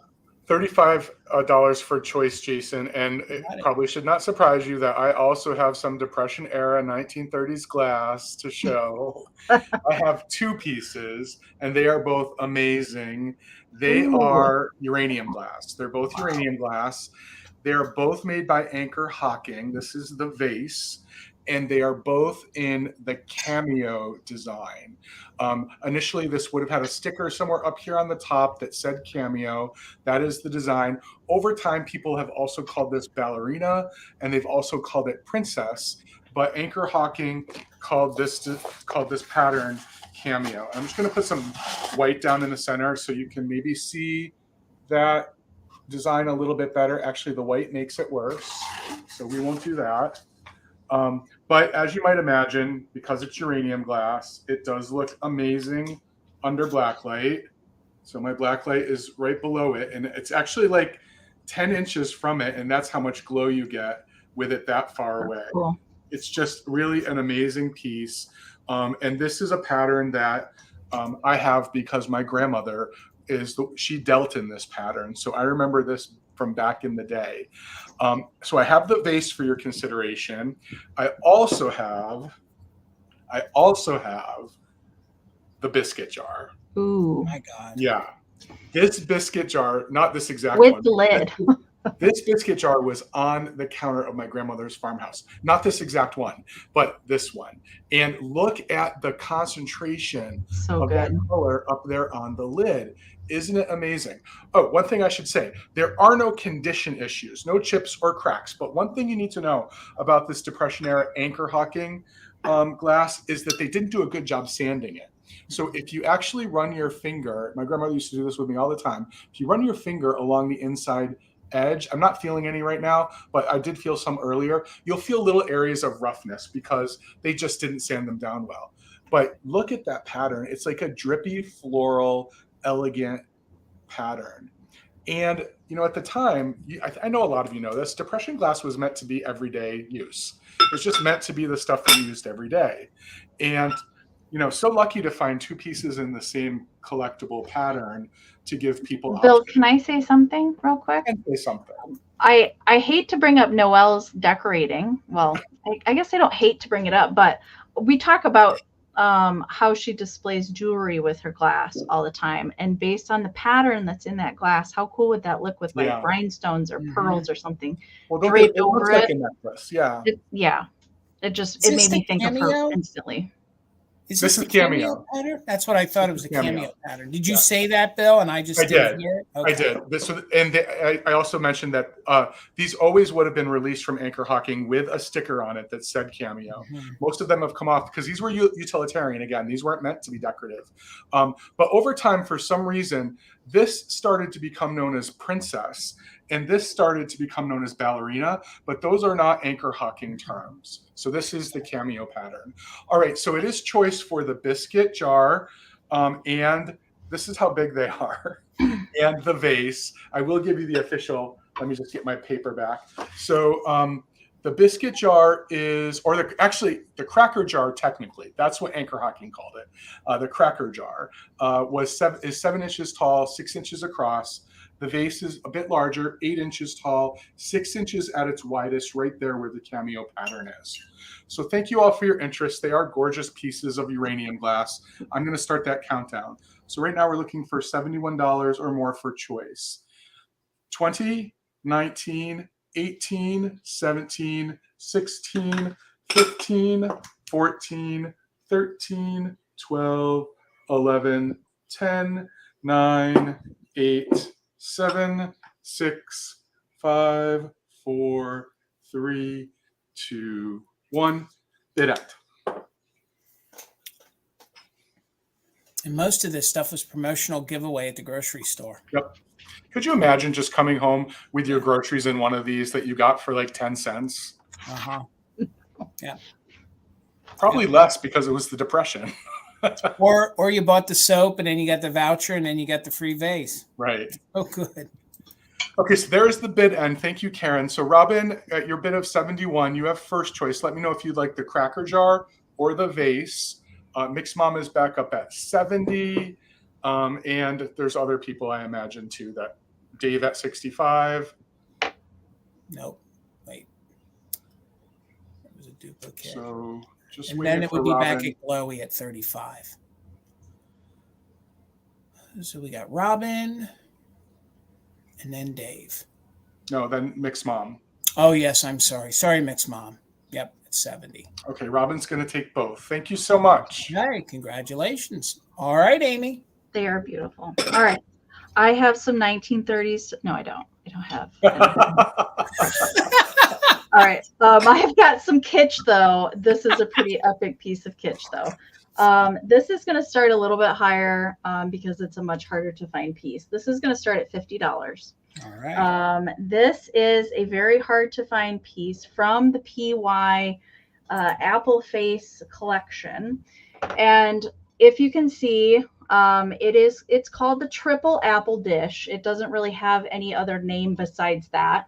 But it was meant to be kind of a multi-purpose serving dish where you could put three different types of cheeses or whatever you want to put in here. You could make a cute little charcuterie board out of it if you wanted to. And then the stems of the apple make the cute little handle in the center. Condition-wise, there's no chips on this, okay? It's in fantastic condition. I'm going to show you the back. We've got the PY mark here on the back. Now, right here is a little extra nubbin of ceramic, all right, that got a little bit of the green paint from the stamp on it, all right? So it is a little rough. It's an extra little nubbin that sticks off. I'm not going to really get it to show much more than that. It is just an extra piece of ceramic. And then there's 3 spots on the back on each one of the corners here where it was sat in the kiln when it was fired, all right? So there's a little bit, you can tell where it sat. The glaze didn't get on there quite enough, but you can feel each one of these marks on here. It's not a chip or anything. It's just where it sat in the kiln. All right. There's absolutely no chips, no flea bites. There is a tiny little bit of crazing in a couple spots. These pieces are prone to crazing just because of their age. These do date to the 1950s. Okay. It's an amazing, amazing piece. You can prop this up into a plate rail if you want to display it this way, but I would definitely use this, especially for fall. This would be, how can you pass this around your Thanksgiving table for little bits and baubles to pass around your table. But I just love all of the cute faces. They all have a little bit different expression painted on there. And Bill just got this book to add to his collection, I noticed. So I brought my PY book tonight so I could show you. I have shown this before, some of the other Happy Apple pieces that are in here. And back when this book was produced, they have most of the pieces in here. There still are a few pieces that are not in the guidebook, but there's a whole bunch. It's just a great collection to look for these kind of pieces. There is the dish right there featured in the book. And back when this was published was in the 90s, they gave this a value of $125 to $150. I've never seen this piece before in the wild. I've never had this piece before. Only a few of the PY Apple pieces have I actually had. It's a great, great collector's piece. But I'm not seeing interest. That is okay. We'll bring it back at the recap if you guys want to think about it. We'll bring it back. All right. Oh, I see Bathtub Mary just came in at 50. There's the lag. So I want to give you a measurement on this real quick before I count it down. At the widest point, it does measure 8.5 inches wide. Okay. And the stem piece here raises about 2.5 inches off of the dish. Okay. So we're going to count it down. Bathtub Mary's in at 50. We're looking for 51 or more. 20, 19, 18, 17, 16, 15, 14, 13, 12, 11, 10, 9, 8, 7, 6, 5, 4, 3, 2, 1. Bid end. Amy, every time, and it's only been 1 or 2 times that I've ever seen this or the pattern or one of them, the tidbit tray, the center always had damage. That handle always had damage. This is really, really nice condition. So good. All right, there's the bid end from Karen. So Bathtub Mary, this is coming to you. I do believe that this is your first purchase from me. Please make sure to send your information tonight if you have not already. I will be doing my packing and invoicing tomorrow, so I definitely need that information from you tonight. Thank you so much and congratulations. All right. All right, gang. My next item is going to start at $80, and it's going to be a little hard to show, but I'm going to do my best to show it. And I don't think one of these has ever come to life before. So I have it's probably from the 1800s. It is Victorian. It is a portable secretary desk. Okay. So I actually have an antique laptop is what I have. So it's well over 100 years old. It is encased in walnut and the inside is cedar. Okay. Now, the only issue is I think it probably needs a little bit, think it needs oiled a little bit more and maybe a little more polishing. So, and the other condition issue is there is no key, but it's not locked. So here you can see this gorgeous portable secretary. It is in walnut, so the light's catching it right there. It has all these gorgeous brass inlays. Again, this is probably from the 1800s. These were in fashion to use for salesmen, businessmen, and then honestly, the secretary would then use these when they traveled, even on steamships and stuff like that. So I will open it. Remember, there is no key. Look at that gorgeous antique keyhole. And again, I'll tilt it here and I will show you the bottom. So that is the bottom. There would have been like a felt on it.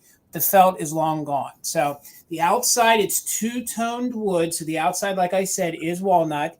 This is well over 100 years old, and the inside is cedar. So thank you, Heather. I actually thought of you, Heather, when I was bringing it. I thought this is definitely an Antiques Agenda style of piece. So it's only $80. If you guys do some research, you'll see that that's a really fair price. It's 14 inches long. Usually that center brass inlaid piece, the person would have their monogram put in there, but this one is not done, which that's really neat. So 14 inches by 9, and then when it sits, it's just about 5 inches here. So now let me do my best to open it up and show it to you guys. It's really neat on the inside. You can see it does have some green felt on the inside. It does have some moth holes to it. So some moths, have gotten to it. But remember, this piece is probably easily 110 years old, usually from our best guess. So there you can see all the insets where people would use their different ink pens. You would have the different tips on it, and you could lay all of that in there.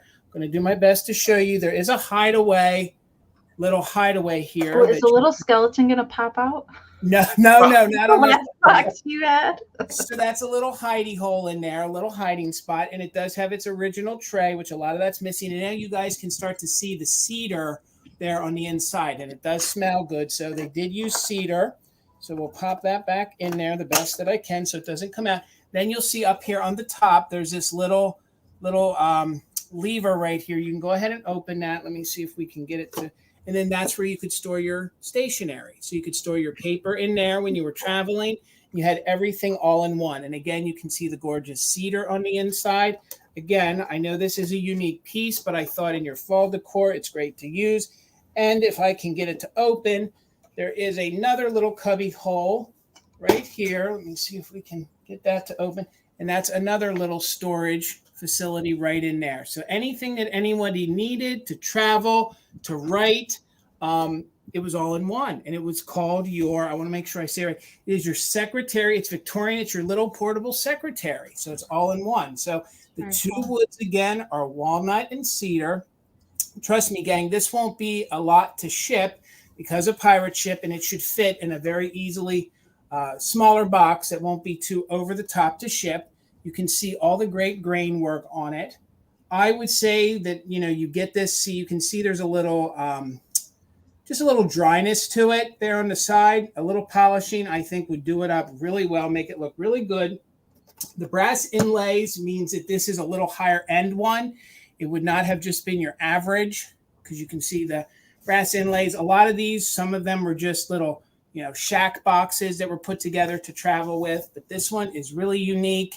And it's from the turn of the century. So I don't see any interest. That's okay. We're just trying some new things. I see Harry at 80. Thank you so much, Harry. It's a gorgeous piece. Only condition issue is it does not have a key. And some of the felt on the inside does have moth holes, but I think we would too. Whoop, let me close that. That's the little hidey hole in there for the paper. There are some moth holes in there, but I think that gives it character. So, and like I said, it is missing the key, but it does close and open. You just got to kind of pop it shut like that, and then you're good to go, and then it will open. Maybe y'all could find a skeleton key for it and put it back into commission. Gorgeous piece, real wood, made of walnut, cedar on the inside. So let's go ahead and count it down. Yes, it is. It's a secretary. And boy, yes, you're right. They did. A lot of it was used on steamships, especially folks that would travel, and they would throw them in those huge trunks that they traveled with. So looking for 81 or more, we'll count it down.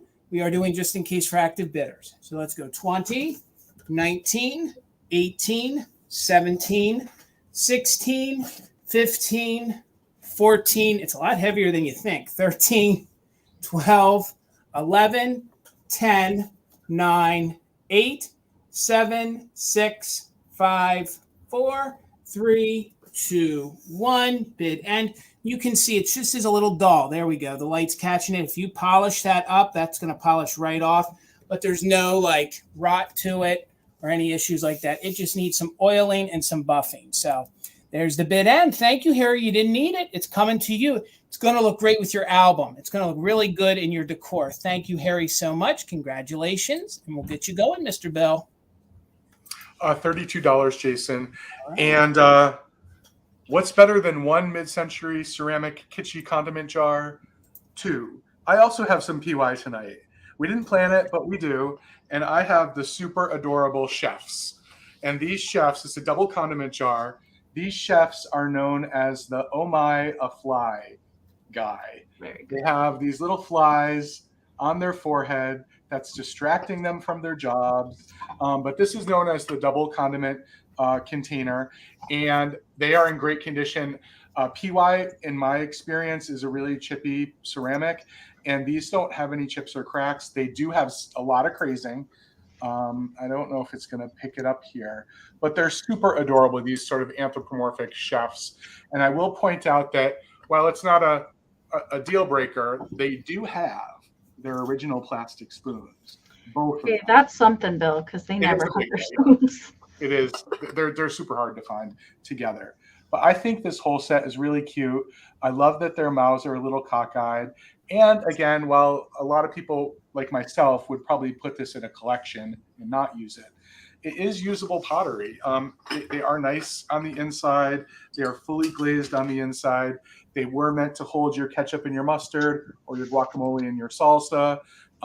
They're just super cute. And oftentimes, at least I see oftentimes, pieces that have PY stamped on the bottom also have a sticker from another company on them. And in this case, it's UCogco. And I think that has to do with who manufactured and who distributed it. But both these pieces have that. And if anyone's interested in bidding, I am going to send along this little creamer as well. I'm not going to put this up for a separate auction because there is a chip here on the spout, but it's super cute, and it has the stamp and the sticker as well. So for that same price, you are going to get all of it. Bill, would you like an answer to your sticker question? Yes. I knew. Well, I happen to have, right here. It says that though the popular pattern was sold by PY, UCagco was the Oh My a Fly line, and it was sold through UCagco. So produced by PY, sold through UCagco. Yeah, that makes sense. And I've seen that with other PY pieces too. Yeah. I've actually seen Napco on PY pieces before. I can't wait to get my catalog, by the way. I just bought it a couple days ago. It's coming in the mail. Yeah, it's a good one. That's a good one. All right, so I'm going to go ahead and start a countdown. For that price, you're getting everything here.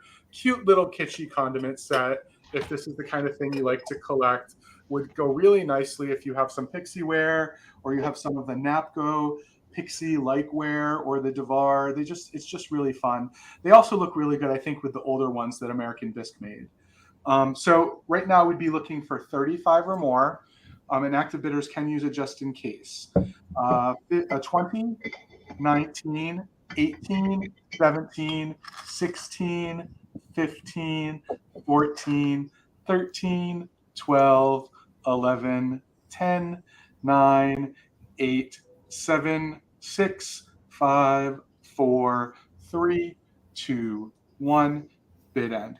And Amy can probably show us, but there are tons of pieces in the Oh My a Fly. There's so many. But it is fly is in a different location on all the pieces.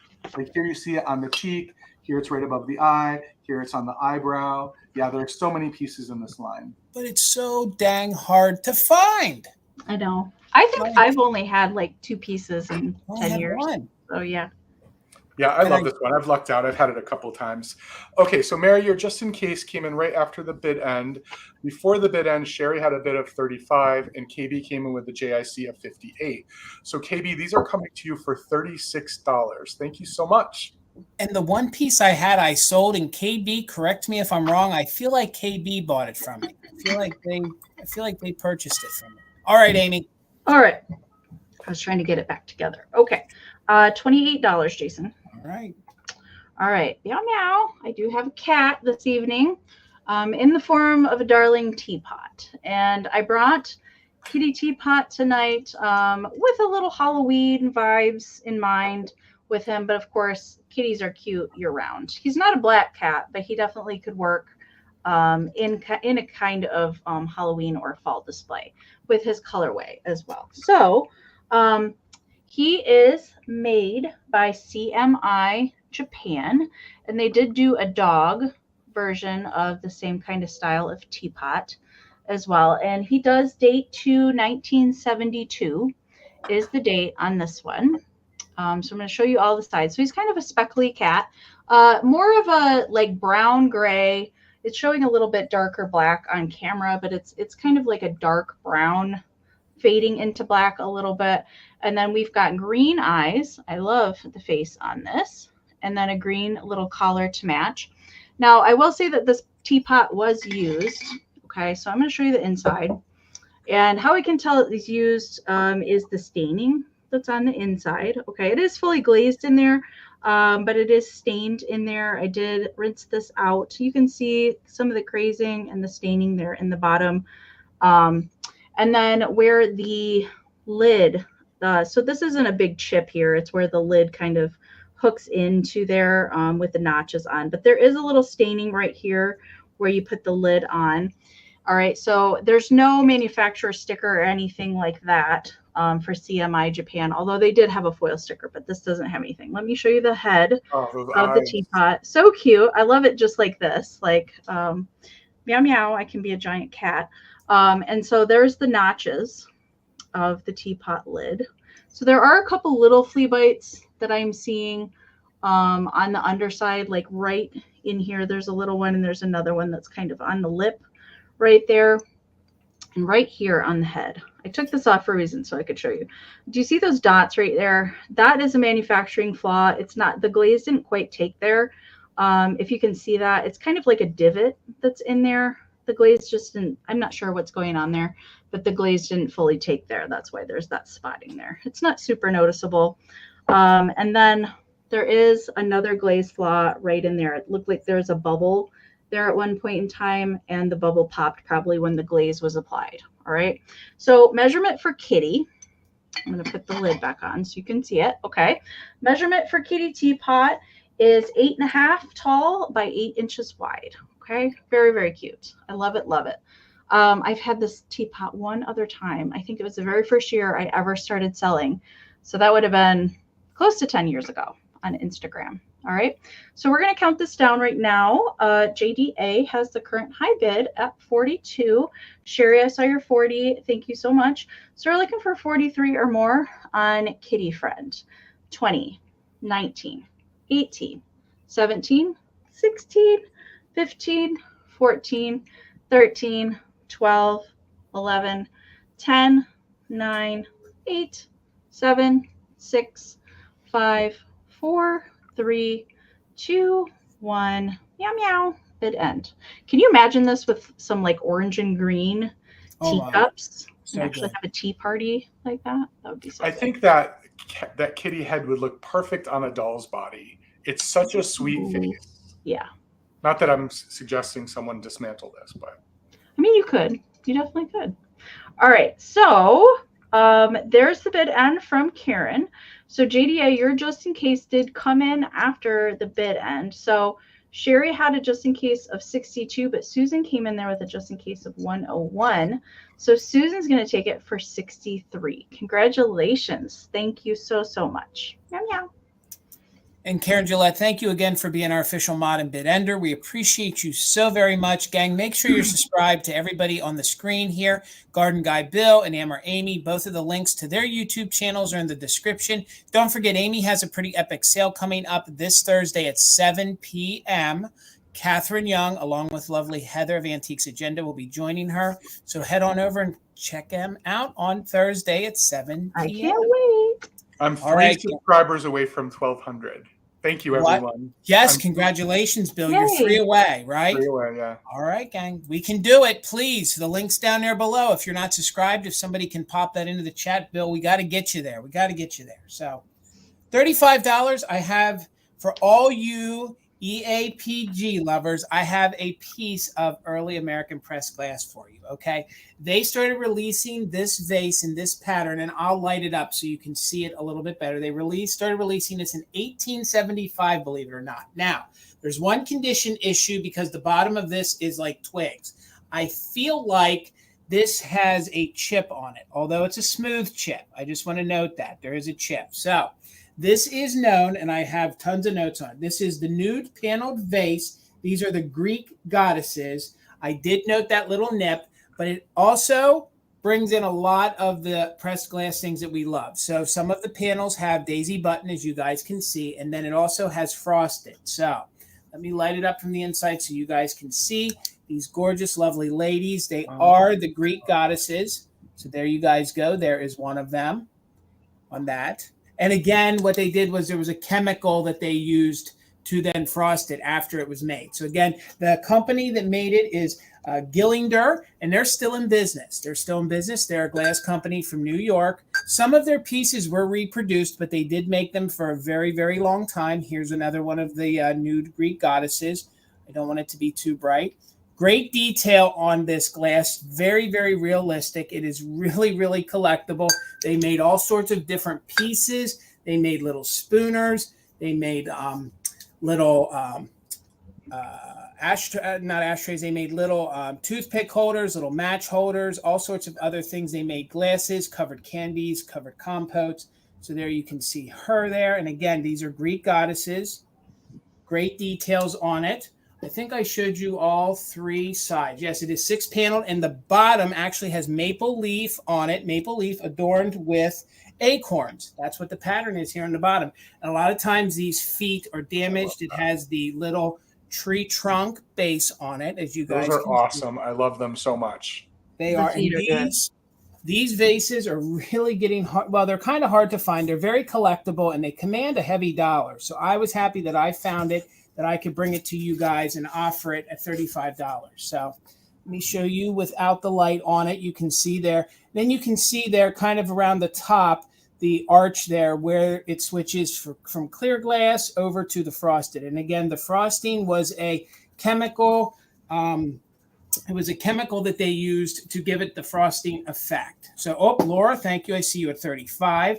Again, let me light it up so you guys can see. How great would this look if you had a black light over top? I like the purple light in it. I think it makes it really ethereal. I like it. I do too.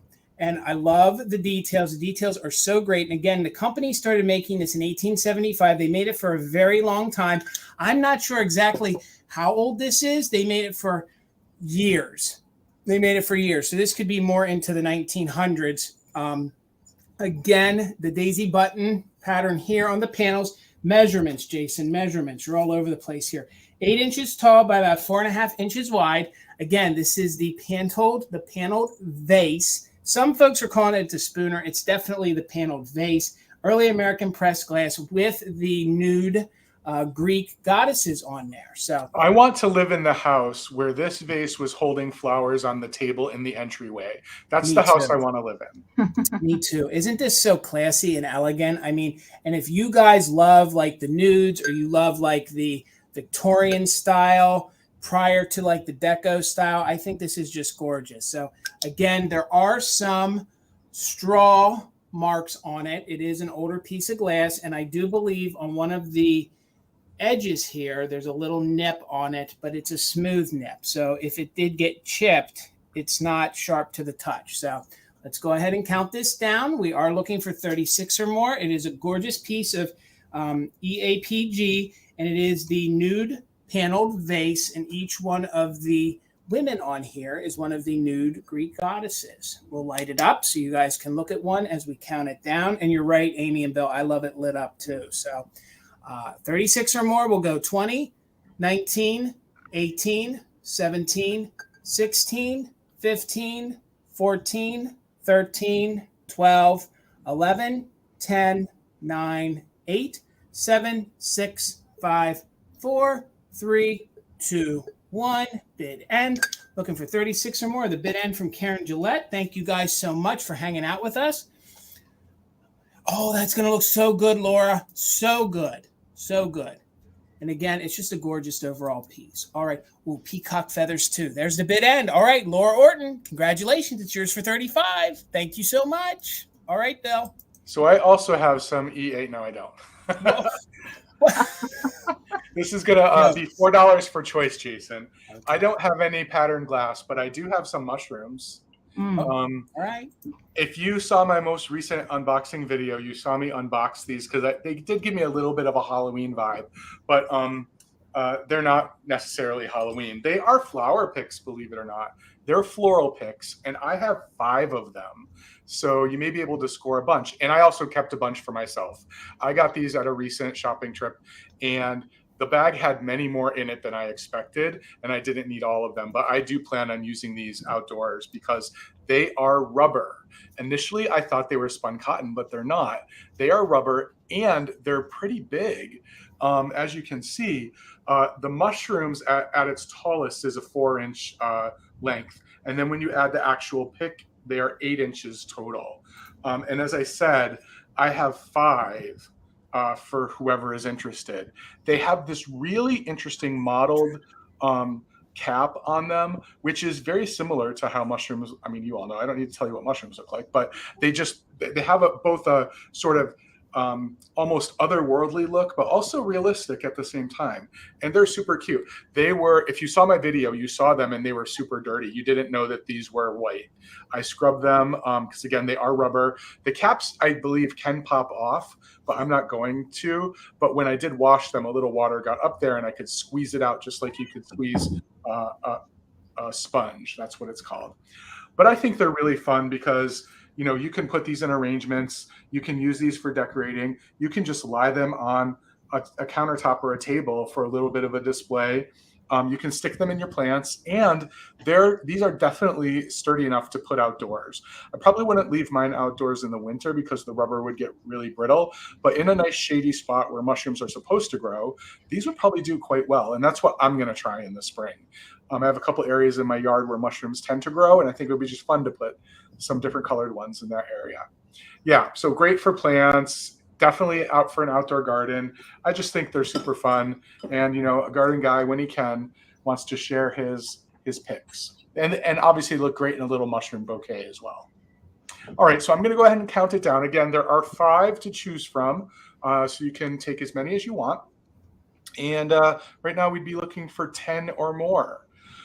15, 20, 19, 18, 17, 16, 15, 14, 13, 12, 11, 10, 9, 8, 7, 6, 5, 4, 3, 2, 1.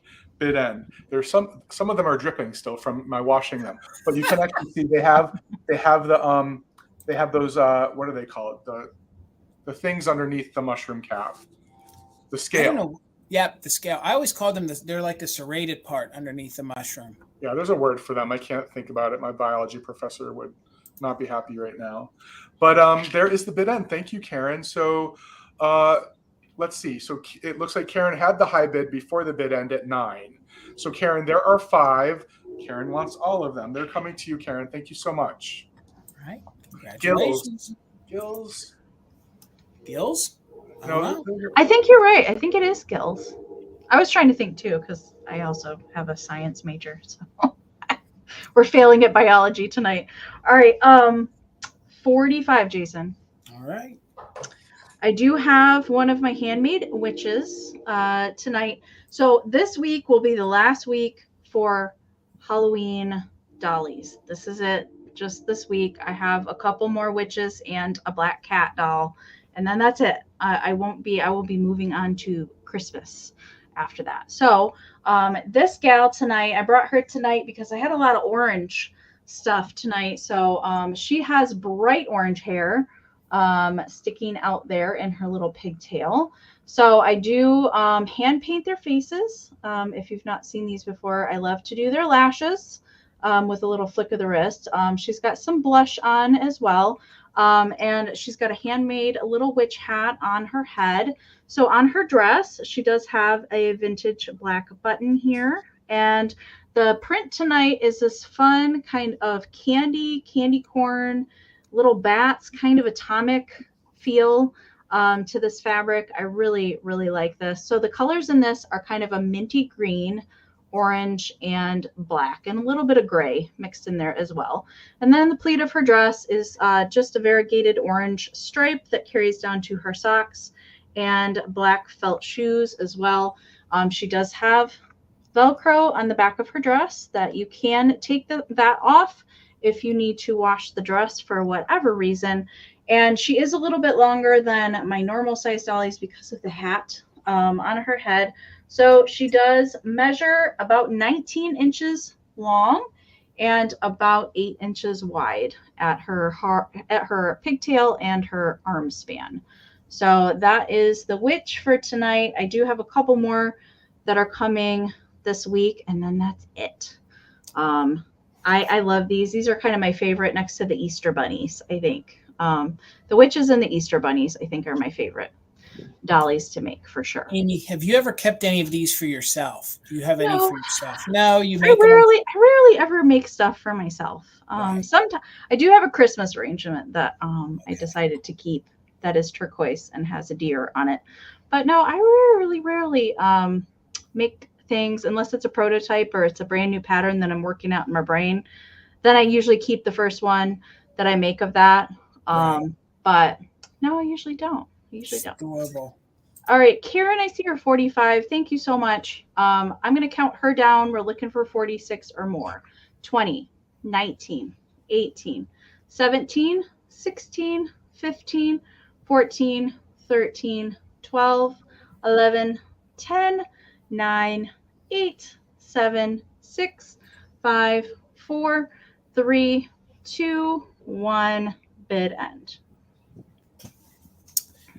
So darling, and I love the hat, and I always love how you put the hats off to the side. Yeah, thank you. So good. Love her. All right, I'm just waiting for the bid end. That lag is horrible tonight. From Karen. There it is. All right. So Karen was at 45, but Harry the Hound Dog snuck in there with a 46. All right. Congratulations, Harry the Hound Dog. Thank you so much. Adorable. All righty, gang. $24 is to start on my next item. And I've never had this glass company before, nor have I ever had a piece of this. So I know how we love our birds here. This cute little dainty covered bird dish. It's itty bitty. It's cute. It's in really good condition. I've double checked all of the beaks. All the beaks seem to be chip free. If y'all love birds or little trinket dishes, this is like a little pin dish. So the measurements on it, and I'll show it to you up close, measures 3.5 inches tall by 3 inches wide. Okay. This gorgeous little piece is what I believe to be from Germany, and the company is called Hofbauer. It's Hofbauer. I've never had a piece of their glass before. I've researched. Apparently, this company has been around for decades, if not the middle of the century, and it's very period. They're known. A lot of their glass is the clear glass with the cranberry. You know, you have like the cut to clear, things like that. So a lot of their pieces are not little figural pieces like this. A lot of their glass is utilitarian. It's trinket dishes, it's candy dishes, it's goblets, things like this. So for them to do this color, which is this gorgeous emerald green with these birds, is a little out of their wheelhouse, but these are really collectible. So it's just $24, no chips, no cracks. It does open up. There you can see the great details on the inside. Look at the little tri-foot with the little birds. Let me start with the top here. So the top has this cute little little singing bird here on the top. It almost reminds me of those little water birds. Remember we had as kids that were plastic. You'd put water in and blow them. Yeah. It almost has like a clear toy candy effect. It has all this other great details to it. No chips, no cracks. There's the underside. It is a higher quality glass. It does have, I think, a little bit of a lead content to it. So it does have a slight ring, and it is super clear. Gorgeous. Look at how detailed that bird is. You can see how detailed the faces are. So just $24. And I think they only made it in this green that I could find. So there you can see it's these three little birds down here on the bottom. Again, you have to imagine that these pieces were very prone to chips on the beak. There is none. There's the inside. There is a little bit of mold roughness to it, but it is not a chip. When you rub your finger, you can just feel that the mold is a little bit sharp. So this gorgeous green little trinket dish. Thank you, Noelle. I see you in at 24. Again, it's really unique. I love it. German. I don't know exactly how old it is. I mean, I know it's not just recent. It's probably 30 years or older.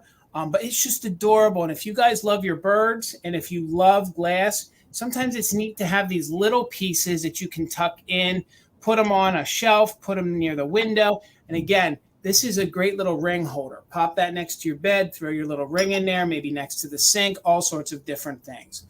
Oh, you're right, Dawn. All right, let's count it down. We have Noelle in at 24, so we're looking for 25 or more. No chips, no cracks. Gorgeous little bird. Look at the detail on the feathers. If you guys can see that, this one was a hard one to give up. So 24 or more, just in case for active bidders.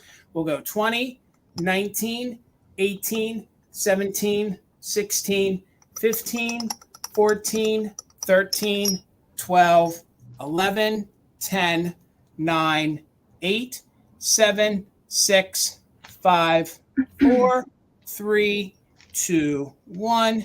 Bid end. I'm just trying to show the great detail, even the eyes to the beak, to the wings, from the windows to the wall, all that good stuff. Don't finish the rest. Oh, Amy. Oh, I knew you'd laugh at that. That's good. All right, Noelle. Thank you so much. It's coming to you for $24. Thank you. All right, Mr. Bill. $45, Jason. And I have, like Amy, I have a light up blow mold, a more difficult one to find, therefore the price. Oh. I have this amazing General Foam, 1960s, early 1970s. That's when it was manufactured. Jack-o'-lantern blow mold with the mask on the face. This guy is actually called the Big Jack Lamp. He actually has his own name. Mm-hmm. That's just how special he is. And you can see it's a big one. He is 8.5 inches tall, 10 inches across, has an original light kit. Now, these original light kits, this one's still in good condition. Gosh, that's not focusing at all. But as Amy pointed out, they tend not to have super long cords. So if you wanted to play, and they don't have toggle switches. So if you wanted to replace this, it's a simple Amazon order. They're very easy to get on Amazon. Just gonna plug him in so you can see just how glorious Big Jack looks when he is lit up. Isn't that amazing? Mm-hmm. This is all you need on your front porch if you want to get the kiddos to come in from the street, and not as though they're trick-or-treating anymore, but this would just look so glorious. You know, it's a nice big one.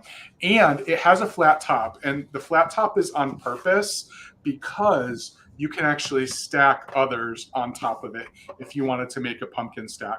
Now, Big Jack also comes as a candy container, a candy pail. So the same mold was used for two purposes, but this is the light up one. And his painting is actually in really good condition given its age. You see a little bit of fading here on the sides, but that may be more likely just less airbrushing than what you got on the front, but that's just a really spectacular black. All of the General Foam information is actually here on the top. All the information, you have to hold it at the right angle to read it, but that's certainly what it is. And again, I've say it on every show, but if you want to research your blow molds, go to blowmolded.com. You can find everything you want to know about the blow molds for all the holidays, not just for Halloween. But again, this is sizable. This could fit on the top of my head if someone cut my head off, and you know. Where did that come from? I was thinking that It's headless Helga. horseman. Helga's putting words in his mouth. No, do you remember that? Oh, do you see her back there? She's watching. Yes, she's been And creeping the Cat whole will not go video. in that chair now. Talos will not sleep in that chair anymore. I wouldn't I either. don't blame him. No. But that came from me thinking about that headless horseman that Ariana made that I wanted so badly. And that was good. That was really good. Yeah, I'm a little morbid, I guess. But it's Helga's fault. Just blame Helga. All right, I'm going to start a countdown on this great blow mold. As you can see, no dents, no impressions, no areas of thin plastic, all the things you look for in a blow mold. This one is good. So right now we're looking for 51 or more. 20, 19, 18, 17, 16, 15, 14, 13, 12, 11, 10, 9, 8, 7, 6, 5, 4, 3, 2, 1. Bid end. Actually reminds me of when you had sunburn earlier this summer. And what do you mean when I had it, Jason? Okay. All right. See, it's Bill, everybody. It's tough to have Northern Irish skin. Let me just tell you that. I hear you. Okay, so there is the bid end. Thank you all for your bids. Let's unpack this. So I see Sandra had a just in case of 58. Vanessa a 59. Janet came in with a just in case of 75. So this is going to Janet for $60. Big Jack is now yours, Janet. Congratulations. Good score. Congratulations, Janet. That's a really good one. I don't even have that one in my personal collection, so that's a good one. All right. I have a choice up next starting at $14. And I have some new old stock Beistel witch decorations. These are pretty darn cool. So I've got the honeycomb 3-dimensional flying witch decoration. And these are new old stock. All right. So they've never come out of the package. Now I do have 3. Okay. I have 3 available. But the caveat there is that I had to take one out to see what she looked like put together. And she's pretty cool. Okay. So she is completely 3-dimensional. So she folds flat, and then you open her up and you reveal the black tissue paper honeycomb for her body. Then she has this really cool broom. I love the end of this broom. And then you fold the little tabs in front and stick the broom through. So it holds her honeycomb together. She does have a little notch up here, and it comes with a string that you can attach it to hang it with. And it also comes with a cape. You can either do it the black side or the purple side that attaches back here. So she's got a little cape that's flying. I wanted to show you what it looks like put together because it's really cool. And on the inside of the packaging, it does have the directions on how you assemble her. And there's a string for this one here. So this one still is new old stock. I just merely took it out to show you what it looks like put together. Okay. So the witch itself, when she's all put together, she measures 12 inches by 10.5. Okay. I think she's really cool riding on her broom. And the packaging measures 12 1/4 by 8 1/4. Okay. In its packaging. All right. So that's what it looks like when it's flattened down. So you kind of just bend her together and then you stick the broom in, and that's how she stays together. And she can hang. She does come with like, it looks to be kind of just black twine cording. It doesn't look like it's elastic cording or anything like that. All right. So I do have 3 of these, and these are Beistel dating to 1994. Okay. So they are still vintage, believe it or not.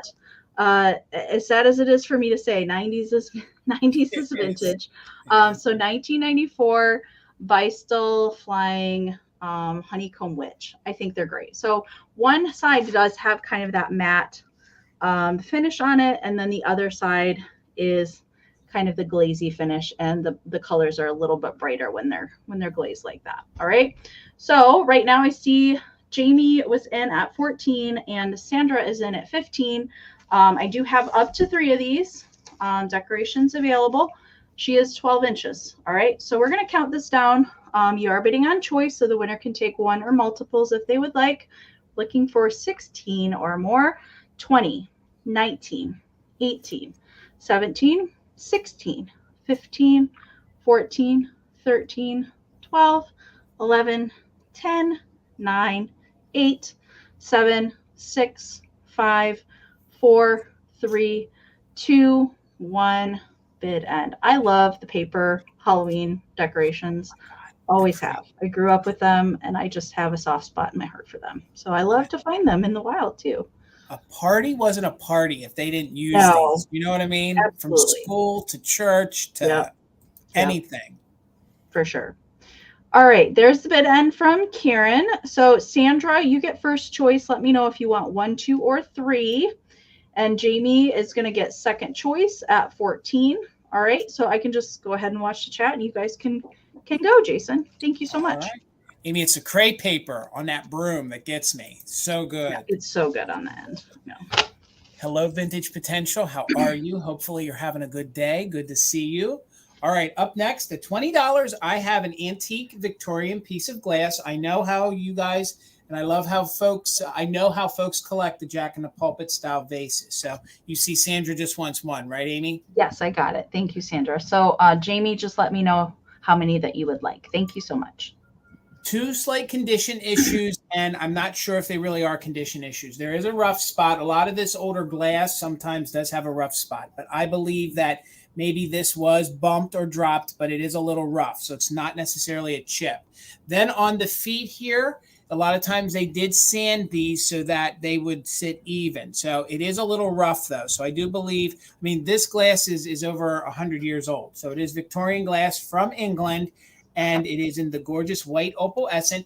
I haven't found a lot of these with the painted feet, although I have had Victorian glass in the past, especially like an Epergne that I recently purchased, that it was custom to paint some of the clear parts with like an adorning color. So a few of these pieces of glass that I found from this company, they were all clear. So I don't know if somebody came in and painted that. That could probably be cleaned off. I actually think it gives it some more detail. So it is white opalescent. In essence, it is a cased glass because it has some of the green. You can see since it is older Victorian, there is some flint trapped in it. There's also flint trapped in the pontil mark, but that's very typical of this antique Victorian glass. I believe that it is called Strawbridge glass, which was a manufacturer from Britain in England, and they made this exact style of glass. They made all sorts of different vases. They made other Jack in the Pulpits that didn't have feet.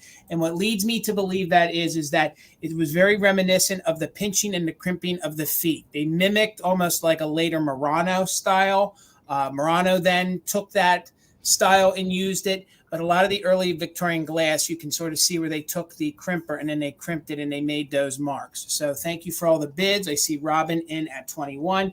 Again, a gorgeous piece. There's just that little rough spot right underneath there. I'm not sure if you're even going to see it because it's not really like a chip. It's just like you can feel that something happened to it, but you really cannot see it. And then one of the feet is a little rougher, but that also could have been somebody's way of sanding it because in manufacturing, that's what they did. So it does sit flat. So thank you all for your interest, for your bids. I see Susan back in at 23. The measurements on this, it's a gorgeous size. It's 7 inches tall, and at its widest, it's 6 inches wide. So I think this is a great green for your fall decor. You guys could definitely leave this out all year long. Very earthy, very gorgeous. I love the Jack in the Pulpit style vases. You can see how they pulled it up and twisted it here.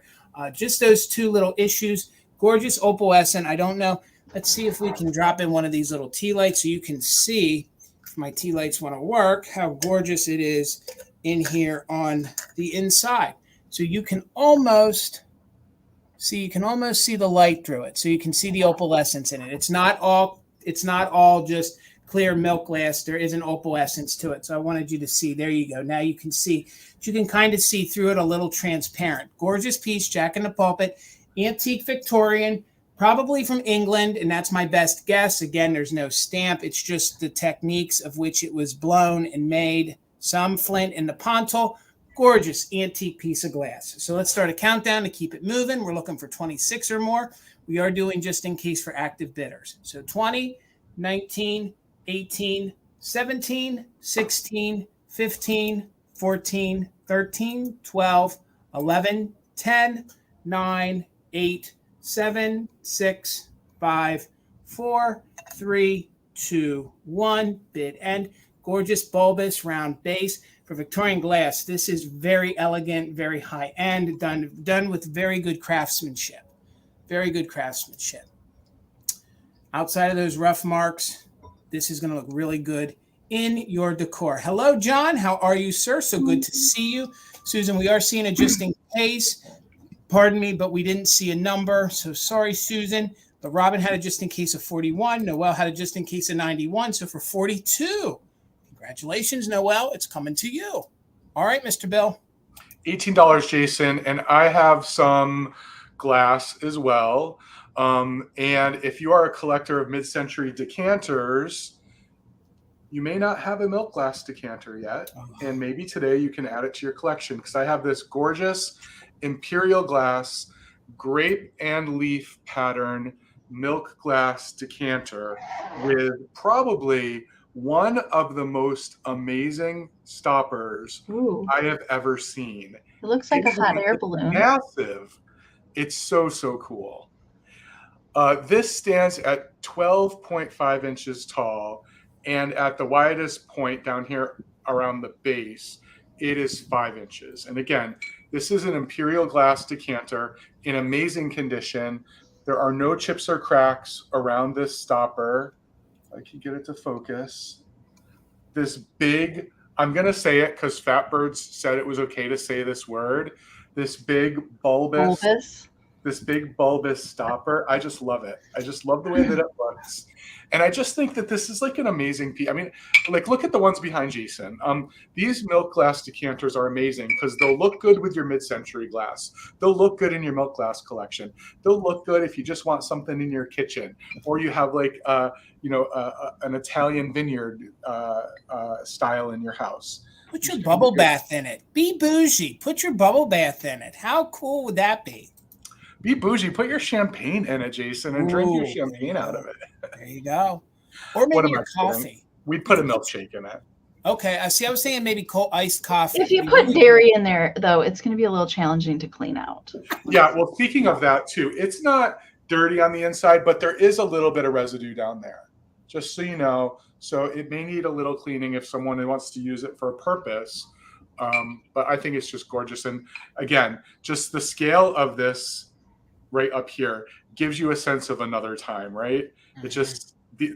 It gives you a sense of the time when the designers were like going at it full force. We're just gonna put a huge stopper on this because we want to.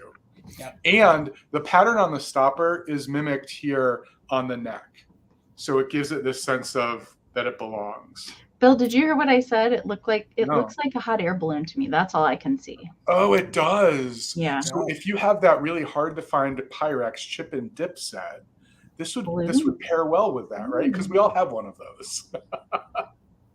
Yeah. Yeah, I think it's good. Sure we do, Bill. I think she's good. I don't have one. I don't have one. I don't even have the cradle to keep the dip in. I had the dip at one point in time. That's about as best as I can do. Well, that's something to claim. That's good. All right. So again, 12.5 inches tall, 5 inches at its widest. I'm going to go ahead and count it down. Yeah, I think she's really good too. Just such an amazing shape. Actually, it does look like a person now that someone said she, right?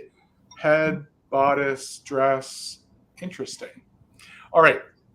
So 20, 19, 18, 17, 16, 15, 14, 13, 12, 11, 10, 9, 8, 7, 6, 5, 4, 3, 2, 1. Bid end. Yeah, oftentimes the mid-century decanters are referred to as genie bottles as well. Yep. Yeah, she's got hips then, Karen. You're right. And that's okay. That's okay. I could send one. I could send a wig along with that if anybody. So there is the bid end. Karen Lord, congratulations. This beauty is coming to you. Thank you so much. Gang, I would have worn the wig, but Bill said he wouldn't have shown up. So Well, I'll stay. I just won't stay on. Had you, Jason, Bill probably would have, sent Helga to deal with you. So, all right. I have $18, Jason. All right, Amy. All right. So this is coming out of my personal Halloween collection. I did have a few of these. I'm letting this one go tonight. So this is a Hazel Atlas pumpkin dish. Now, originally, this would have had a lid that kind of looks like a sari game piece, is as best as I can describe it to you. It would come up into a point with a little knob on the top. When I found these, they did not have, none of them had their lids. So this one, though, it's just, these are a little bit harder to come by. And I will say Hazel Atlas also did the same dish with some witches on the side. And they also did a coordinating ice bucket as well. Hazel Atlas was very famous for their ice buckets that they did in their barware sets with the starburst pattern on the bottom. And then these were meant to be little candy dishes. But I don't have my battery powered tea light up here. I was messing around with something downstairs with it. I didn't bring it up here, but I think it would look really cute with a little tea light in there that you could just make it light up. Yes, Bill, can you just pass that through the screen, and I'll pass it back. But I think it would light up. It is not completely, you could see some flicker through there. You can see the light through the glass. There's no scratching on this. It's in really, you can see the shine on here. It's in really, really nice condition. There's no chips, there's no cracks, nothing funky with the glass at all on here. Now, I will say that sometimes these painted pieces were prone to scratching. I don't even see, I'm holding it up to my ring light. I really don't even see anything going on the bottom. It's made by Hazel Atlas. It's referred to as the candy dish. It would have had a little lid, either in black or clear, that would have been on the top, but I did not find it with the lid. But these are a little bit harder to come by, so even without the lid, I would still pick it up. I actually did recently see the witch ice bucket in Indiana somewhere, and it's worth quite a bit of money if you come across the witch ice bucket. So buttermilk and cream, I see you're 24. Thank you so much. Measurement for this real quick before I count it down. It does measure 2 3/4 by 4 1/4. Okay. So kind of at the widest point is where I measured it, is the widest dimension that you'll get on that. All right. So we're going to count it down. We're looking for 25 or more. 20, 19, 18, 17, 16, 15, 14, 13, 12, 11, 10, 9, 8, 7, 6, 5, 4, 3, 2, 1, bid end. You could do a lot with this too. I actually had a small little black shelf in my preview that I put inside here, and then you could use it as a riser and put stuff on top of it too. That face, Amy, so good. Oh, good. I love these. All right. There's the bid end from Karen. Thank you so much, Karen. So buttermilk and cream, you did not need your just in case. This is coming to you for 24. Congratulations. Thank you so very much. I can't remember if you've purchased from me before. I cannot remember. I'm so sorry, but please make sure and email me your info if you haven't already. Thank you so much. All right, guys. I'm going to keep it rolling. My next item is going to start at $18. And it's funny, me and Bill don't talk to each other. He almost brought the same exact flower frog to the sale tonight, but I have it to offer. You cannot find a manufacturer on this bird in flower frog. I believe it to be maybe the 1980s. It's in really good condition. What I really love that they did was, you can see this is really high polished crystal glass. And then down at the bottom, it's a little dollar. So it is a little dollar around the flower frog. So the base is a flower frog. It has a total of, and I didn't know this till recently, it matters how many holes they have. This flower frog has 10 holes in it, and this would look so good inside of a console bowl. So the bird does have 2 eyes. There's no chips. There's no cracks. It sort of speaks seagull to me, so I think it would be great in a coastal decor. I also think you could get really, really fun with this bird, especially with Halloween, if you guys lit it up. I don't know, like the movie The Birds, remember that? Like, if you use this somehow in your Halloween decor, that's what the kind of looks that it was giving me. So let me get in up close so you guys can see how crystal clear the glass is with no inclusions, no issues, no chips, no cracks. Thank you, Robin. It is a good weighty flower frog. So if you guys really wanted to put this to use, you could really, really stack it with a bunch of flowers and it's going to hold up. So again, I imagined that this would have had some sort of a console ball. Did you find, Bill? I couldn't find a clear console ball, although how great would this look in a piece of your Hall or Roseville or something? Yep, like that. Pop that in there. Just go ahead and use it. Again, great for all year long. If you guys are maybe even thinking like a peace style bird, you could use for that. It's really hard for me to show, but you can see one of the eyes right there. It does have 2 bumps for 2 eyes on it. Again, no chips to the beak. There's no chips to the wings. And again, it's a gorgeous piece. It measures just about 10 inches tall, 10 inches tall by 6 at the widest point. Let me put the black behind it here, and then we're going to give it a quick countdown. We're looking for 22 or more. There you go. Now you guys can get a better idea of how great this looks. And everything that I could find with my research spoke to the 1980s, which would be that coastal yacht kind of early 1980s feel that it kind of gives me. And again, it's clear, so you can light it up from the base. 10 holes. You guys could use this as a pen holder or even put some of your marbles in it. I think it would look really great if you guys collected your marbles, put a few marbles in there. Oh, yes, exactly, Becky. Put that in a black amethyst bowl. Yeah. How great would that look? So again, it is a crystal. It's got a nice ting to it. So it does have a lead content, 10 inches tall, 6 inches wide, 10-hole flower frog. It is what I think is like a seagull, definitely a coastal style bird. So let's count it down, 22 or more, just in case for active bidders. So we'll go 20, 19, 18, 17, 16, 15, 14, 13, 12, 11, 10, 9, 8, 7, 6, 5, 4, 3, 2, 1. Bid end. Just good for all year round. Maybe even if you need a Christmas gift for somebody that has a mermaid bathroom, it would look great in there. Hey, you can put your bath soaps in there. Those little bath beads, put those in there. That's a good idea. All right, Robin, I see you're just in case of 31. Thank you guys so much. Holly, thank you for assisting tonight. Karen, thank you guys. Bill, what's your subscriber count at? Did you get to it yet? To the 1,200? Let me look. Okay. Oh, I did. 1201. Thank you, everyone. Congratulations, Bill. Congratulations. Hang on here. Let me see something here. There we go, everybody. Thank you so much for getting Bill there. Congratulations. What? No happy birthday, Bill? Well, we could do that too. He deleted it. Oh, there we go. No, we didn't delete it. No, we didn't delete it. We'll never delete that one, Bill. All right. So, Robin, let me make sure I do this and close this out. Robin, it's yours for 22. Thank you so much. All right, Mr. Bill.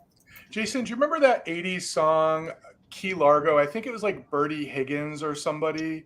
Remember that song? You just reminded me that there was a whole genre of music called yacht rock.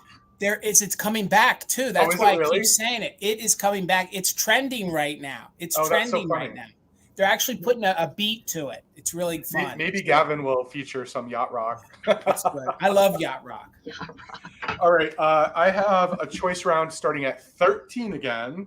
And because it's 13, we know it's probably in the Halloween world. I have 2 sets of shakers if anyone's interested. The first set I have are these really fun animals. I think they're cats. Yeah, I thought cats too, but now when I look at them in the screen, they have a little bit of a dog appearance to me. But they're super cute. They are old. They are marked Black Japan stamp on the bottom. They do have their stoppers. They are 2.5 inches tall, and I think they're super sweet. I think they're sweet for all year round, but I think this is the right season for them. Oh, so now Helga owns me? I don't have a name anymore. I'm Helga's person.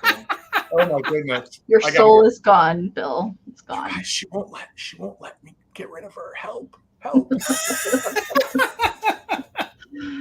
So these are the first choice. These cute little kittens, and then hold on to your pants, everyone. I found some vintage witches. Ooh. How amazing are these? They are also marked Japan on the bottom. They also have their stoppers. And let me just give you a 360 on these. First of all, look at the face. You can see a little bit of paint loss there on the face. And the red is cold paint, so a little bit of loss there, a bunch on the back. But I've never seen witches salt and pepper shakers before that were vintage, so I definitely snatched them up. Bill, I think these are the Spider Witches. I think these are a series that they came out. Can I see the back on these? I think they're supposed to be spiders that they made into witches. I think it's a series called Spider Witches because I have a set. Oh, interesting. You're right. They do have Yes. multiple. Well, they have feet and arms. I don't see more than, I don't know. It's always, I sold a set of these before. And if y'all research it, you put in Spider Witch, you're going to find that that's what these are called. I'm almost certain. Spider Witch. I did find a few comps online, and I'm definitely starting them way under what they were going for. But I also wanted to give the little kitties a home. So I gave a little happy medium. But I like the idea that these witches are, or actually these cats are the owners of these humans. Because that's the way it works in my house, right? I just think they look sweet together. But again, I just wanted to, I have a lot of Halloween that I'm trying to get through. But these I just picked up at a honey hole I just told Jason about before the sale. I think they're great. And again, there is cold paint loss. I'm not going to say that there's not on the witches, but when's the last time you saw some witch shakers? I've never seen those before. Yeah, it's quite well. When the first one that you held up made me they look like a mushroom people to me. These little. So you said witches. Oh, the first witch. Yeah.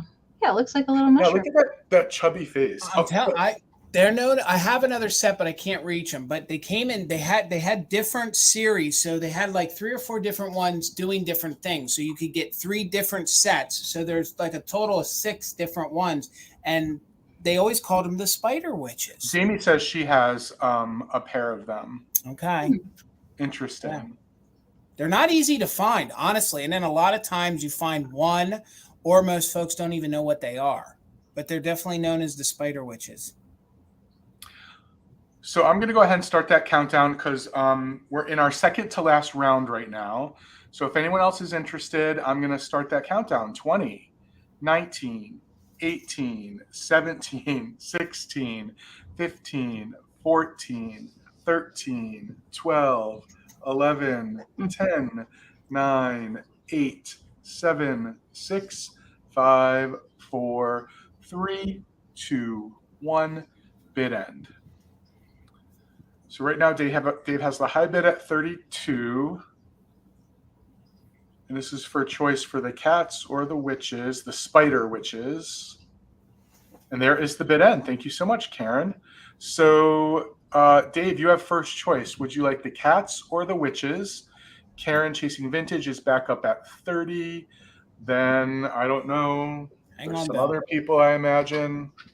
So cats or witches, or you could take both, of course. Jamie's in at 15. Yep. So he wants the witches. So if anyone else who is bidding wants the cats, just put it in the comments. I won't hold it up. Karen wants the cats. Thank you all very much. Everybody wins. Awesome. All right, Amy. All right, 24, Jason. All right. Okay. So I have a pair of Misfit Friends up next, and these guys are coming together. This is not choice.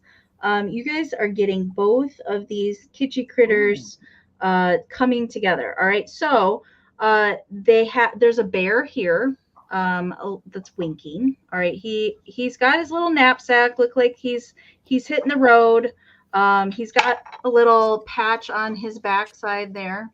And then his dapper friend Kitty is dressed in his little waistcoat and top hat. Now, these are both made by UCAGCO. Okay. They do not have, neither one of them have their foil stickers present. But I have had both of these before, so I do know that they are made by UCAGCO. So there's no chips on either one of them. They just have some crazing present.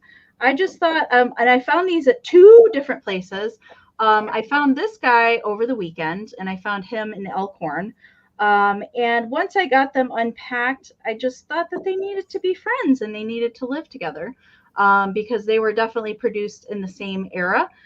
These do date to the early 1960s is when UCAGCO made these. UCAGCO put out a whole line of these fun little animals, dressed in different outfits and doing different activities. I just thought they needed to live together. So the bear is a little bit taller than the cat. The bear measures 5 by 2.5, and the cat is 4 1/4 by 2. Okay, so you're getting the pair. They had to live together, even though they probably weren't meant to live together, but they are now. They're friends. All right, so Jill is in at 25, so we're looking for 26 or more. I am going to do a countdown as we still have one more round to get to tonight.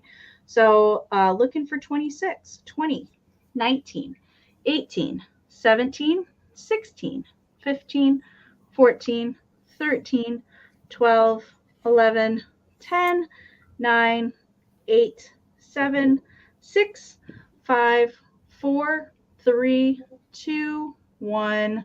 Bid end. Mary Beth, it's UCAGCO. UCAGCO. Or if you're from the Northeast, UCAGCO. Tomato, tomato, however you want to say it. All right, there's the bid end from Karen. Thank you so much, Karen. So Jill was at 25, but Glowy Girl came in there with a just in case of 28. So for 26, Carol, these guys are coming your way. Thank you so very much. All righty, gang. My next round is going to start at $12 choice. And God, my kitschy heart, do I love these. And I've had these for probably 6 months. I bought a collection of the safety pin baskets, and I have held on to these till Halloween because these are different. Everything that you see in gold, I have one in gold and then I have one in silver. All of these beads are metal. Okay, now the ones in the middle, the little black ones, they're still the plastic, but these are high quality. They kind of give me a goth kind of feel, but the fact that these are all metal beads, I've never had one of these safety pin baskets. And of course, one of these safety pin baskets that have the metal beads. So you guys know you can bend these and move these however you want. So if you want it to have like a float feel to it, or if you want to, bend it up a little bit, you can. But here's your first little choice in really good condition. Again, and the beads have like these rose details on. See if we can get up here so you can see each one has like it looks like a little rosebud. So they're these little rosebuds. These are really, really unique. This is your first choice at just $12. This one is the gold one. And then I have, and they both measure about 7 inches tall by 5.5.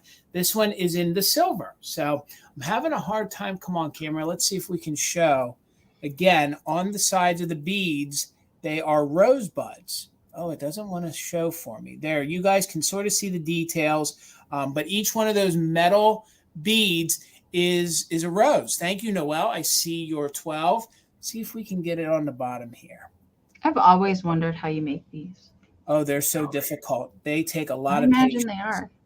So you can sort of see the details. There is something on those. It does not want to show, but they are little rose. They're detailed like little rosebuds. So each one of those that you see, but then the little black beads are the normal little plastic ones, but everything else is metal.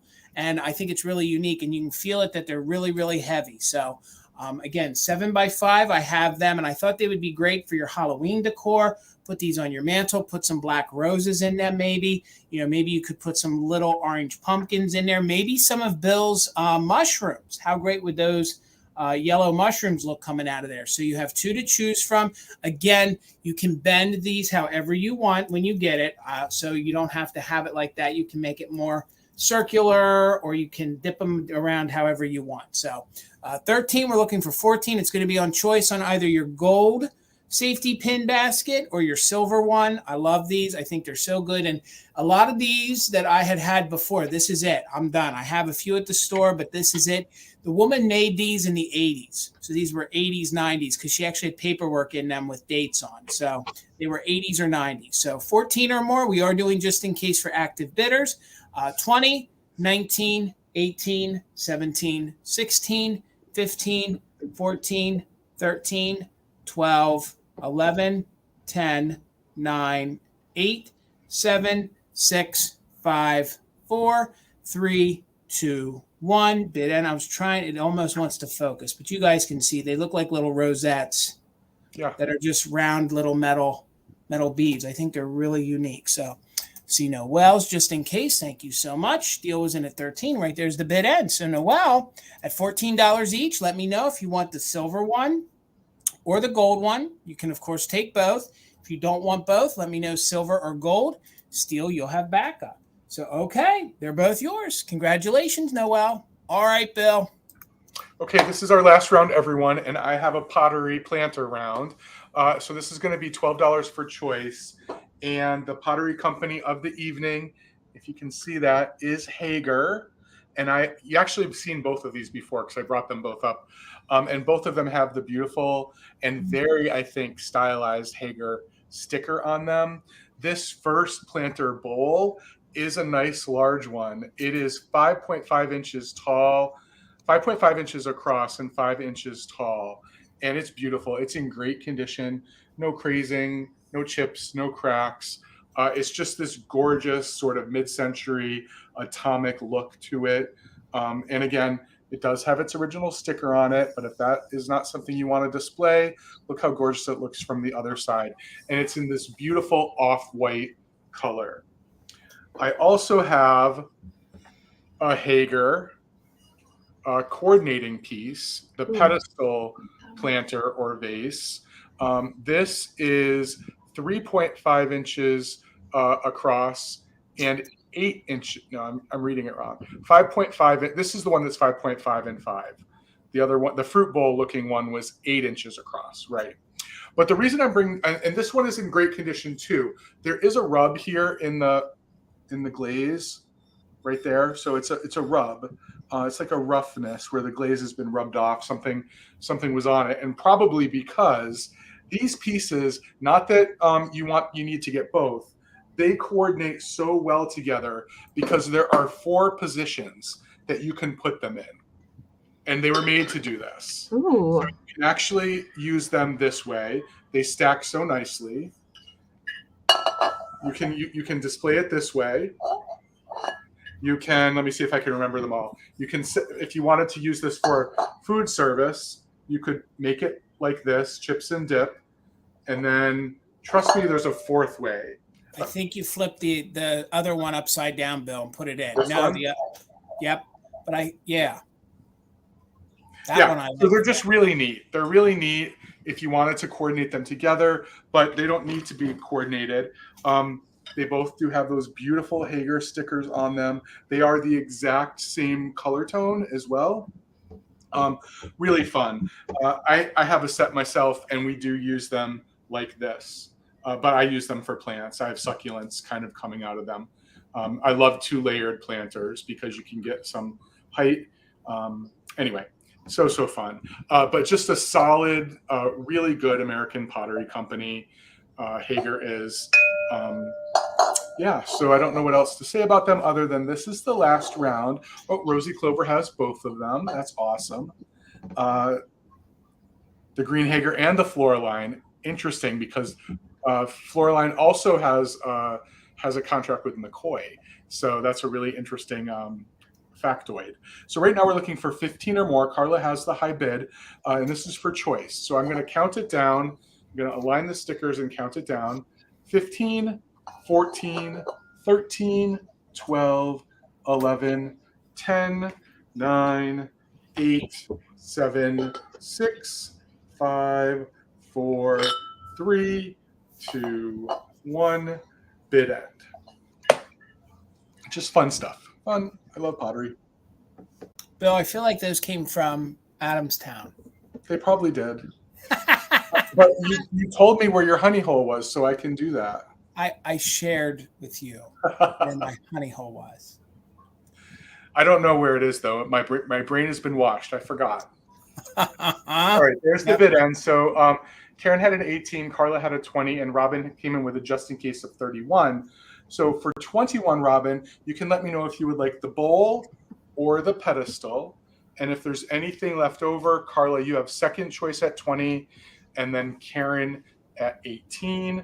And we'll just claim them by bowl or pedestal or both. They're both yours, Robin. Thank you so much. And I'm just trying to see, Becky, you were in Adamstown. Well, hopefully you stopped by Mother Tucker's, and if you didn't, hopefully you're there the next time you come to Adamstown. All right, Amy. All right, last round's going to start at 18, Jason. Got it. All right, we have one more Halloweeny up next, and this is a little chalkware. It is solid chalkware pumpkin. All right, and he is airbrushed, so it is cold painted. It's not glazed over there, so it is a little prone to chipping and to scratching.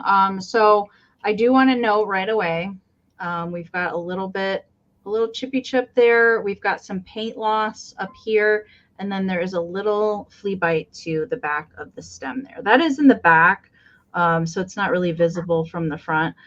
These are a little bit harder to come by. Again, something out of my personal Halloween collection. This does date to the 60s. So we've got a really happy Jack, definitely a smiley face pumpkin there with the yellow airbrushed in there. He's not a spooky pumpkin at all. And then there's a little bit of speckling that they did on the stem of the pumpkin. So let me show you again. We've got that little like paint rub right there on the side, and back here on the back and on the back of the stem. And it is, you can see the chalkware. Now this does have some weight to it. Okay. Just like a glass paperweight, it does have some weight to it. So the shipping won't be terrible with it, but do keep that in mind, that it does have a little bit of weight because it's solid chalkware.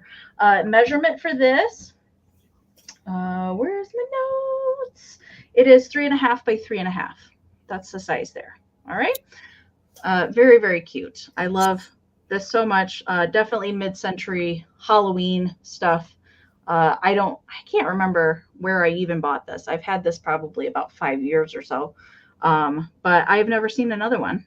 Amy, he would look so good with your larger chalkware carnival, like the girls or the Cupies. Could you imagine the big belly Cupie with this in front of it? The Cupie sitting with the little glasses on would be really cute. Sitting. Oh my gosh, I've never seen this before. This is so they don't come around super often. Mm-hmm. I have seen some of the Halloween collections that people have on Instagram. I have seen a couple people have, and they did do another variation with a frowny face pumpkin as well. Adorable. Good chocolate. I do not know the manufacturer of this. I was never able to identify that, but I'm not seeing any interest in him. That's all right. We'll bring him back at the recap, and we'll let Jason go. All right. That's new to me too. I haven't seen I know. I've never seen one of those before either. All right, $10 for my last item. And I've saved this for Halloween because I don't know why. This book, and it's an antique book, it gives me spooky vibes. I thought this would look neat in with like your fall aesthetic, your fall colors.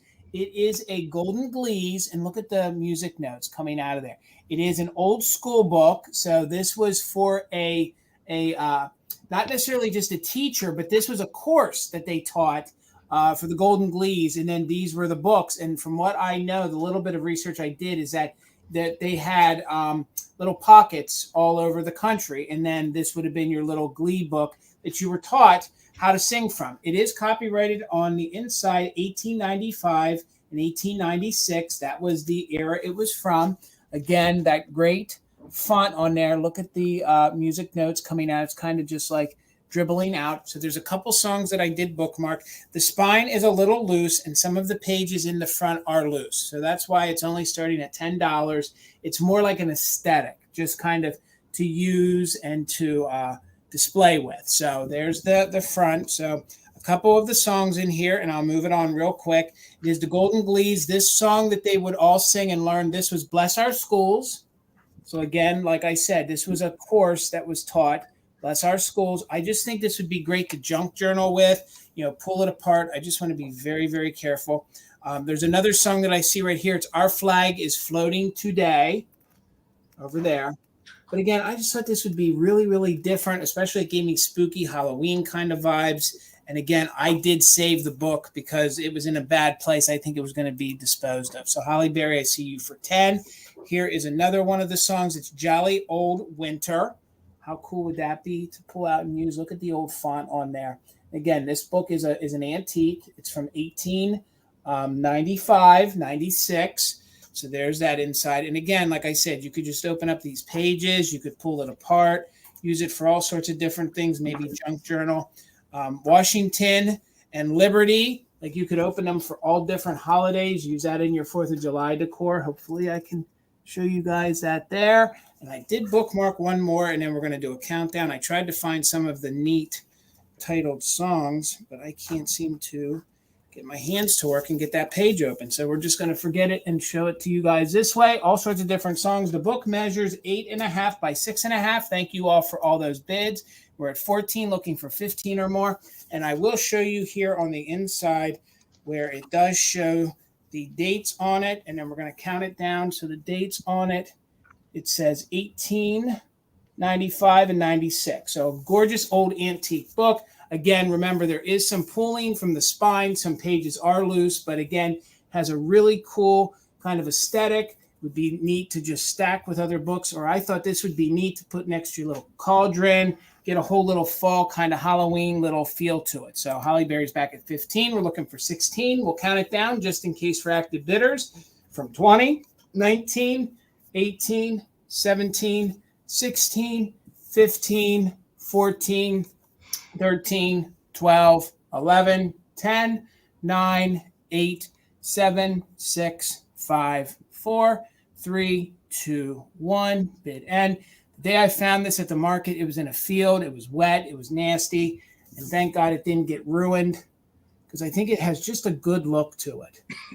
The golden glees. And if you guys love music, or you know somebody who is into instruments, whatever, just a cool book. There's the bid end. Thank you so much. So Holly, you were in at 15, but Robin, with your just in case of 41, it's coming to you for $16. All right, gang, that's going to do it for us. Let's get everybody back up here. Do we have a recap, guys? All right. Bill, could you explain how the recap's going to work, sir? I sure will. We're at the point in our broadcast where we are going to bring back for one last opportunity any objects that weren't claimed earlier. It's going to be relatively quick, so stick around. We will show you an object. We will tell you what the start price is. We'll briefly describe it. And if you're interested, you can put your bid into the chat. If you are the only bid, the object goes to you. If there is another bid, we will start a quick countdown. And when you do put your bid in the chat, it can be helpful for you to put just a 1 or 2 word description of what it is you're bidding on, because we do like to move this along quickly, because you're, valuing your time is important to us, and it's been a long sale already. So I have one thing, so I'll start out, and I know Amy has one thing, I think, too. 1 or 2, and I don't know if you have any, Jason. I just have this little lady who's looking for a home. She was starting at $34, and she's the 1956 Napco Goldilocks planter, and she is the large one. There's a large one and a smaller one. She's 7.5 inches tall and 5 inches across, and she's in great condition. The only condition issue I pointed out was that she's been used. On the inside, you can see there is some mineralization in there, but she's gorgeous nonetheless. Oh, and there is a little bit of paint loss on her bow back here. But other than that, she's in great condition. So if anyone's interested, $34 Goldilocks. $34, yes, $34 Goldilocks. All right. And if anybody's watching this in the replay and it isn't claimed, please feel free to email Bill and or Amy or us, and we will make sure you can we'll arrange it that we can sell it to you. Okay. I had one of the new old stock Weistol 1994 Honeycomb Witch decoration left for 14. So if you want to claim her, you can just type in Witch 14. And if anybody, that's the only one I left. The other 2 were claimed, so it's just this one I have left. All right, 14 Witch if you want that. And then you just saw him, the Chalkware 1960s Happy Jack pumpkin. He was 18. It does have the little paint loss spots and the little chip there on the back side and the side, and 18 pumpkin if you want to claim him. And that was all I had left. Thank you, guys. All All right, guys. Thank you so much. Karen Gillette, thank you as always for being our official mod and bid ender. Please make sure you're following her husband, which is Grady Grupo Vintage Recordings. If somebody could be nice enough to put his link in the chat, I'd greatly appreciate it. Holly, thank you for always being here, supporting us and our channels and being our backup to the backup. One quick caveat. Remember, Misty always joins us the first Monday of each month. This time it will be next Monday. So next Monday here on Mother Tucker's YouTube channel, 8 p.m. Eastern, Misty will be joining Amy, Bill, and myself. We're going to tell you guys where we're going to be at next. So Amy, where can they find you next? So Wednesday here on Mother Tucker's for fantastic finds, always every Wednesday at 8 p.m. Eastern.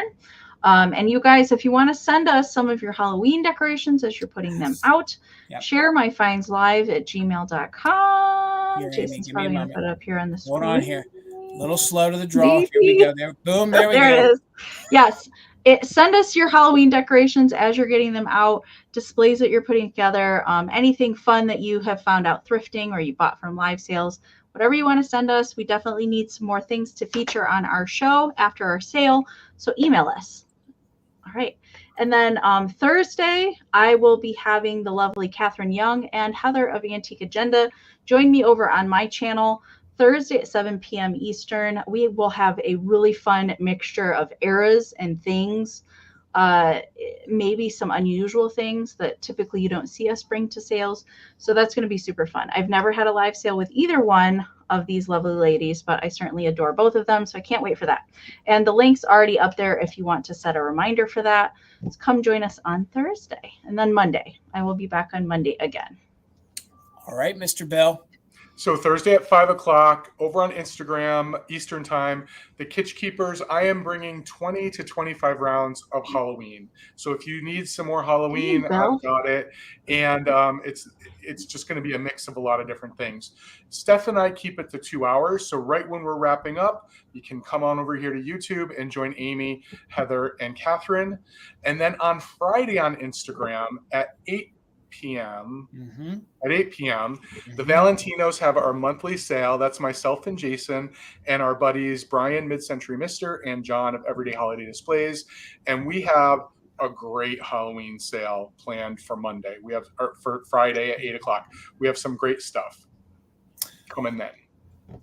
Guys, make sure you're subscribed to my two friends here on the screen. Make sure you are subscribed to Enamor Amie and her channel, Bill, his channel. The links are down below.